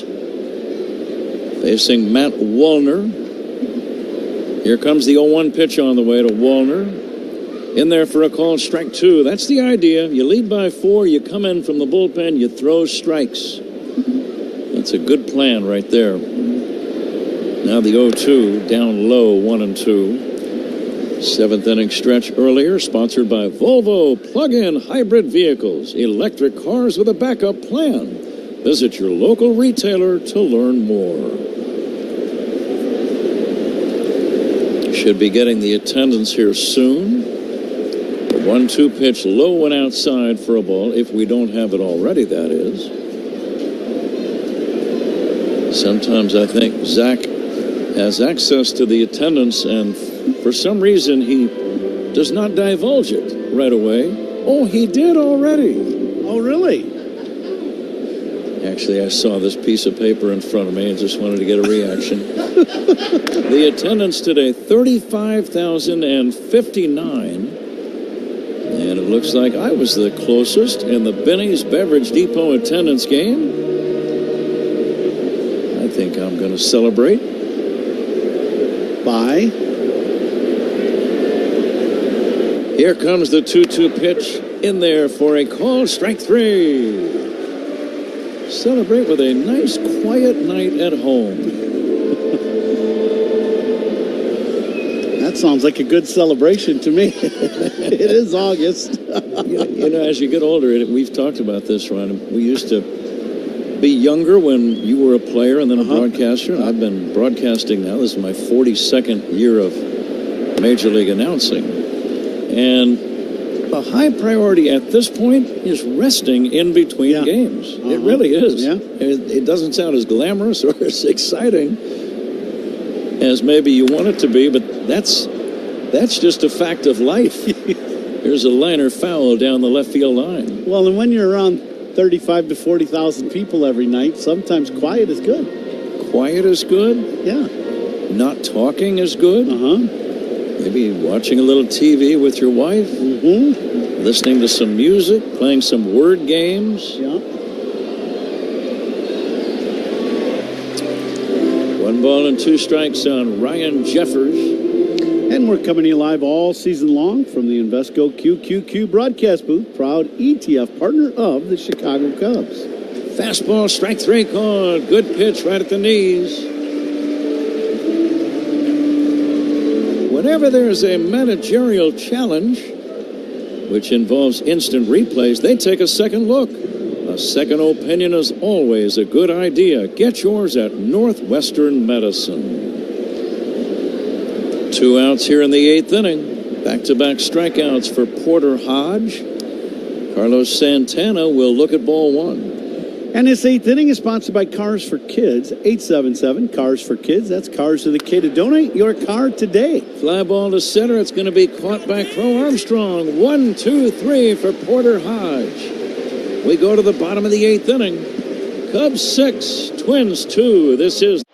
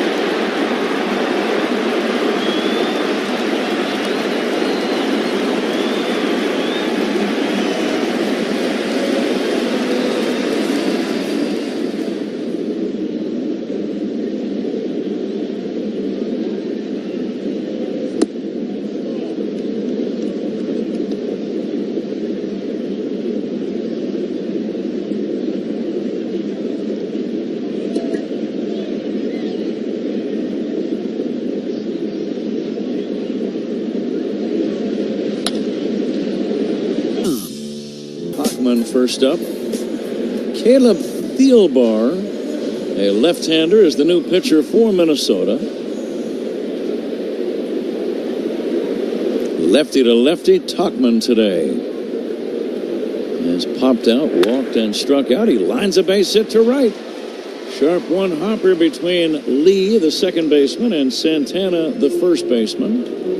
Leadoff single. The Cubs with only 6 hits in the game, but they've drawn a lot of walks, including 5 in the third inning when they scored 3 of their 6 runs.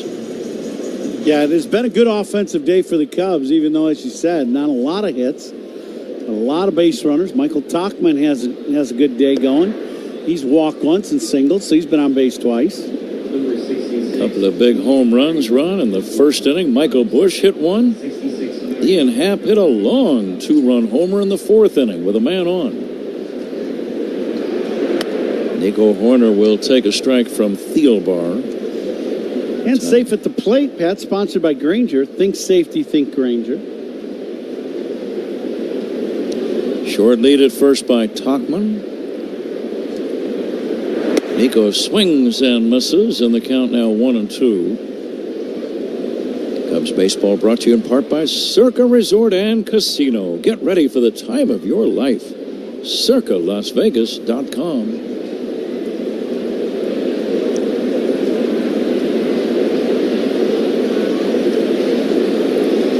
Lefty Thielbar is set and fires.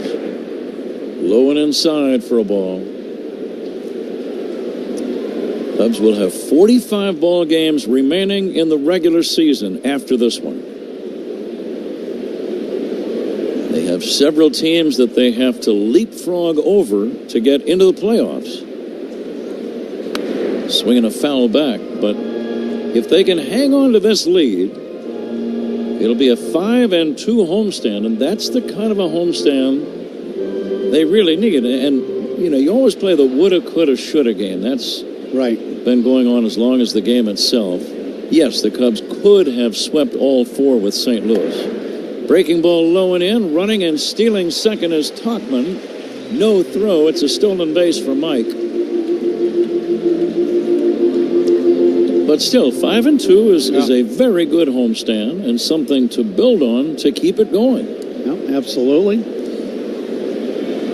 And all stolen bases are sponsored by Atturo Tire. Find your local Atturo dealer at Atturo.com. Horner bounces it foul. Cubs will have a 5-game road trip. 2 against the Sox. And then 3 in Cleveland against the Guardians. Here's the payoff pitch. Horner hits a bouncing ball to the right side.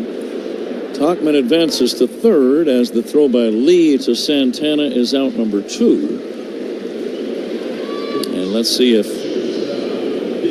Actually, that's out number 1. Let me correct that. Dansby Swanson with an RBI opportunity, and the Twins have to bring the infield in.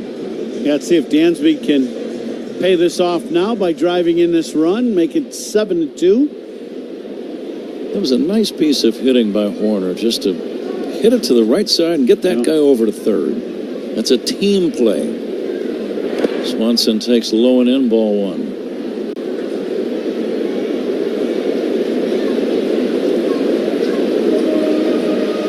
Dansby nothing for 3 today.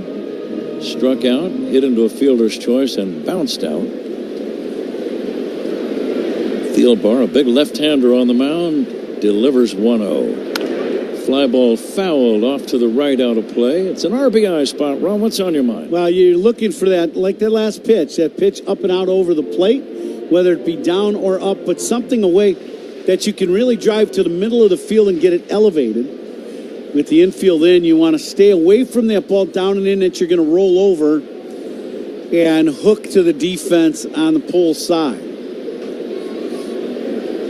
Do you want to stay away from the ground ball to short or third? The 1-1 swing and a miss. He tried to check, couldn't do it. Okay, now with 2 strikes, do you change your approach? No, I think you're trying to do the same thing. Now the emphasis is on putting the ball in play now, more so than anything else. And the 1-2 down low, tried to get Swanson to chase a bad ball. Tauchman the runner at third. Cubs already lead by 4.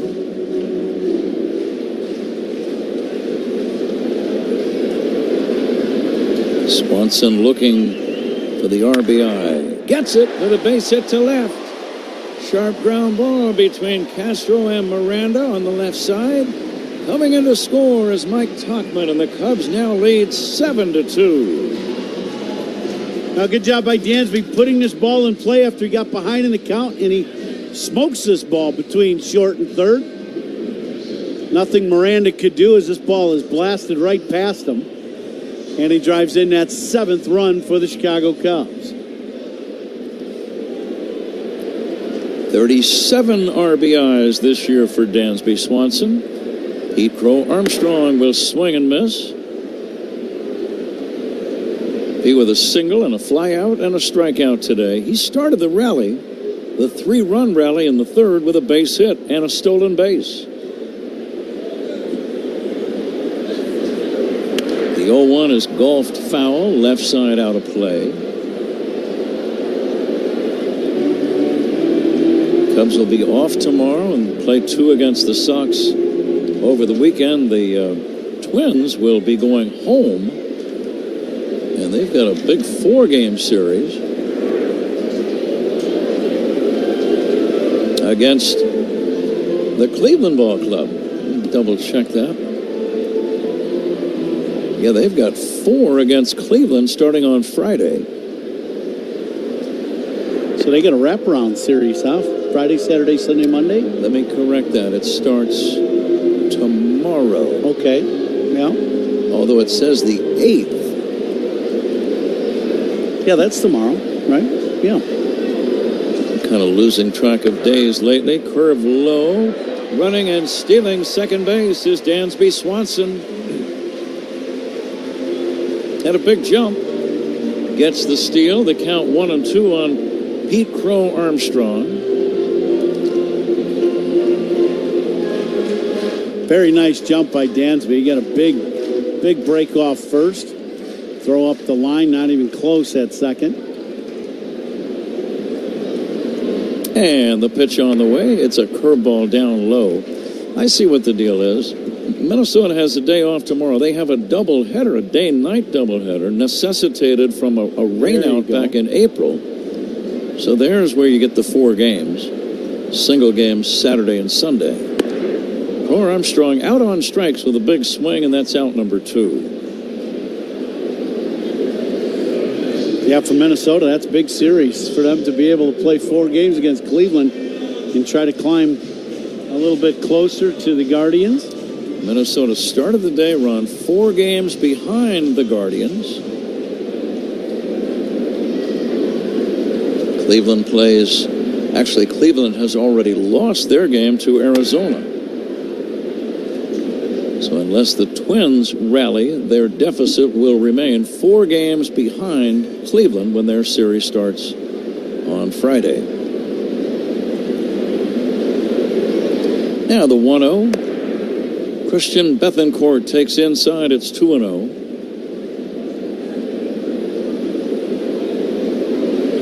Bethancourt with a nice day, getting a chance to start today with the day game. Done a good job behind the plate. He's walked. He's doubled and scored a run. He lines one to left. This is going to be a fair ball. Another run will score. Swanson is home. It's a double for Christian Bethancourt. And the Cubs now lead 8-2. Well, another great at bat. One that puts it on ice, Ron. Yeah, that's a great at bat. You know, and you just Cubs staying aggressive, playing the game, finishing out this game. But you know, Cubs have had their struggles behind home plate this season on offense. And Bethancourt's come in. He's an excellent thrower and defender. Calls a good game, but boy, he has swung the bat well since joining the Cubs. Here's the pitch on the way to Ian Happ, swing and a miss. As you were saying that, I immediately thought back to the big 3-run homer he had in One of the 4 games against St. Louis, it started the scoring in a game, or it was very early. It was a key blow. Swing and a miss by Happ. I'm a big believer in those 4-game series. Scoring a bunch of runs early in game 1. Yeah. Who gets the big hits? Those are big hits to me. I would agree. Because they do set a tone sometimes for the entire 4 games. Happ is out on strikes, and so are the Cubs. But they score twice more. A little insurance. We go to the 9th inning. Cubs 8, Twins.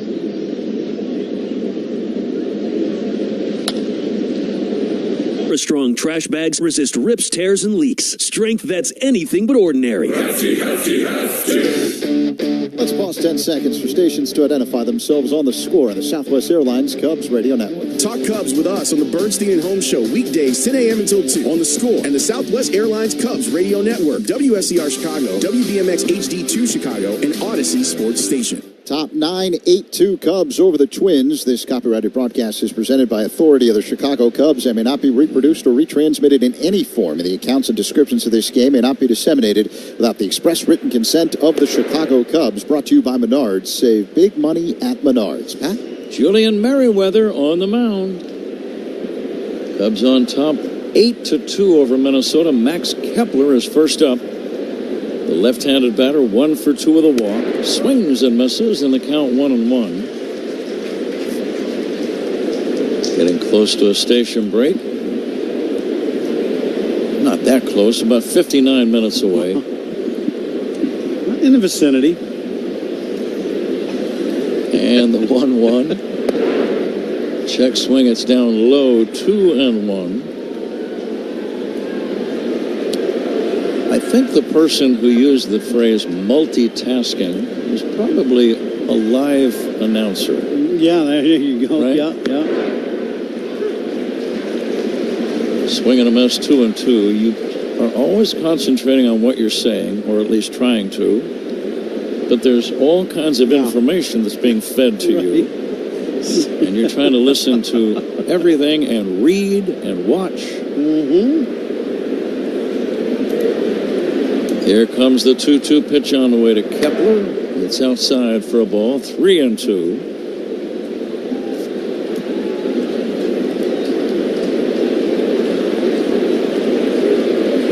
Cubs lost the opener on Monday night, but they've bounced back nicely. Swing and a miss. Strike 3. That's out number 1 here in the 9th inning. Kepler is gone. Pretty good fastball by Merriweather, and the batter is Austin Martin. Yeah, good pitch, a little high heater, get the punch out. Hardest working player of the game, sponsored by Bosch Power Tools. What hard workers deserve. And how about Christian Bethencourt, Pat? He has had a very nice day today. walk, a double, and an RBI. So 2 doubles and a walk, drove in a run, scored a run, and an excellent job behind the plate today, getting the start on the day game. And he will be our hardest working player of the game by boss power to us. That is a great choice, Ron, as Austin Martin has a strike. Cubs lead 8-2. There's a fastball low. Time to discuss a catch of the game, sponsored by Catch Des Moines. Catch Fair Fever at the Iowa State Fair. It starts tomorrow. Fair Fever. August the 8th. Ron is going to try to be there. August 8th through the 18th. Plan your best days ever at iowastatefair.org. Well, partner, we do have an off day on Sunday, you and I. We could cruise on out to Iowa, you and I. It's nice to have options. I think I heard Zach in the background. He wants to go right now after the game he's upset today. he didn't get invited. Here's a curveball down low. He's looking for the butter cow. Catch Des Moines. Catch Fair Fever. In a good way. Here comes the 2-2 pitch on the way. Taken high for a ball, 3-2. But what do you guys like for the catch of the game? How about the catch of the game, Dansby, on that attempted double play where he dove for the ball up the middle and flipped it to Nico? Good choice. How about that one? Fastball inside, nails the hitter in the left arm. Austin Martin is going to walk slowly to first. I think it got him in the left arm. Yeah. So you like the play by Dansby to be the play of the game? Yeah, I think so. That was an excellent play. Indeed it is. The best moment of the game today, I would say just that entire bottom of the third inning, when the Cubs, against the new man out of the bullpen, Trevor Richards, showed a lot of patience. They drew 5 walks and managed a 3-run rally on just one single by Pete Crow Armstrong. But the walks, a sac fly by Isaac Paredes, some stolen bases. I'm going to call that the best moment of the game, sponsored by Loyola Medicine. When things are at their worst, we're at our best. Pop fly, this is going to be out number 2. Swanson in shallow left, slaps the leather on it, 2 down. A good pitch by Merriweather again, gets the little routine fly ball. Fans start to stand at Wrigley. I can't think of a better homestand the Cubs have had all year long. No, Can you? It's been outstanding. Nope. I would agree. Trying to go 5-2 against St. Louis and Minnesota. Ground ball to second. Horner throws him out. Cubs win. Cubs win the ball game. They take 2 out of 3 against the Twins. They took 3 out of 4 against St. Louis. A 5-2 homestand. And that will never, ever go out of style. Yeah, that's, just some really good baseball. After game 1, was not a very good game for the Cubs and disappointing, and offense struggled. Boy, in game 2 right away, Paredes at the big home run yesterday to start the scoring off. And since that moment, and you brought that up yesterday, since that moment, the Cubs have played excellent baseball these next 2 days. Good pitching, excellent timely hitting, and good at-bats. They've played great defense the entire series. Last 2 ball games have been really good defensively. And, 5-2 homestand, and you're kind of getting on a roll, and that's what they needed. Pardon me if you've already done this, Ron. Have we named a toast of the game ball player? We have not, but how about Michael Busch? He got the big home run today now in the first inning, and he walked twice. He's had some good defensive plays. So Michael Busch will be our toast of the game ball player against his hometown team. Very good. We are ready to go down to the field to our good friend Bruce Levine. All right, Pat and Ron here with Ian Happ. And Ian, good Chicago Cub baseball. It's happening again. What do you attribute most of this good play to as of late? I mean, it's been all-around team games. Pitching's been fantastic. Starting pitching's been good. Bullpen's been really, really good. Defense behind those guys has been great, and offense finding a way to keep adding on. That's an example there today. we get a good inning there, go up 4-2, and then keep adding on and giving ourselves some room. This is the time of year guys play hurt like you. So the last few days after you banged into the wall over the weekend, I could tell you couldn't swing. You hit your ribs, you hit your shoulder, you gutted it out. Is it a little better today? The home run swing might have indicated. Yeah, it keeps getting better. I think this time of year you just go out there and play, and you got to be out there. What do you attribute this team sticking together? Because it really has, and I've seen clubhouses for years, and they don't all stick together. You guys seem to be particularly tight. I think we have a group of guys who have been around and seen a lot of baseball. We have guys who have had a bunch of different years where you might be not where you want to be at the All-Star break and find a way to get something done. So a lot of experience, and I think our group really enjoys being around each other. That's part of it. So we have a lot of belief in the room and the guys in the room, and good stretch here right now. Okay, this breaks the tie with you and Swanson for certificates. Congratulations, enjoy it, and take me once in a while. Okay? Yeah, hope to get a few more. Thanks. Right, thanks. Ian Happ, guys, big home run today. First time the Cubs are 3 games within 500 since June 11th. Now back to you guys. That Dover Soul, Bruce's favorite. I'll tell you that, Patrick. But he's trying to invite himself along, and I admire his courage and his, what would be the word, aggressiveness. Yeah, tenacity. Nicely done, Bruce. Thanks to Ian Happ as well, and thank you to Chicago Cut Steakhouse. Ian Happ will receive a gift card to Chicago Cut Steakhouse. They serve 100% USDA prime steaks, amazing fresh fish, including the classic Dover Soul prepared tableside, and an extensive wine list with over 600 different selections to choose from. As we all need a little getaway in these times, Chicago Cut Steakhouse has an expansive patio along the riverfront, which is the perfect place to dine with friends or family. Reservations can be made at ChicagoCutSteakhouse.com or by calling 312-329-1800. Thanks to Bruce. Thanks to Ian.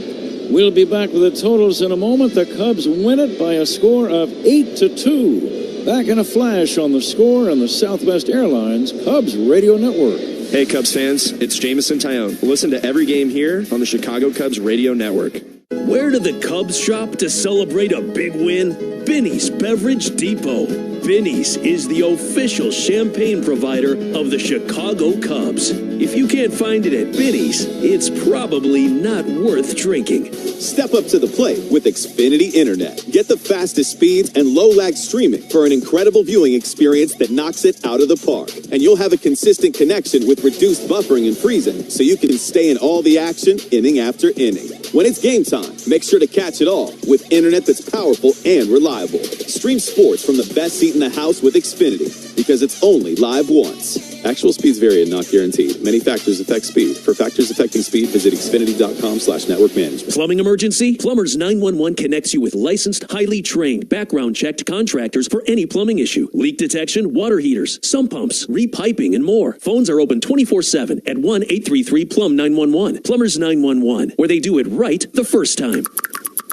This summer, get away in the Hyundai you've always wanted at the Hyundai Getaway Sales Event. Get the hottest deals of the season on many of our award-winning Hyundai models, which all come with America's best warranty. But get going, because these deals won't last. Add more joy to your journey at the Hyundai Getaway Sales Event. Now for a limited time, get 1.99% APR for 60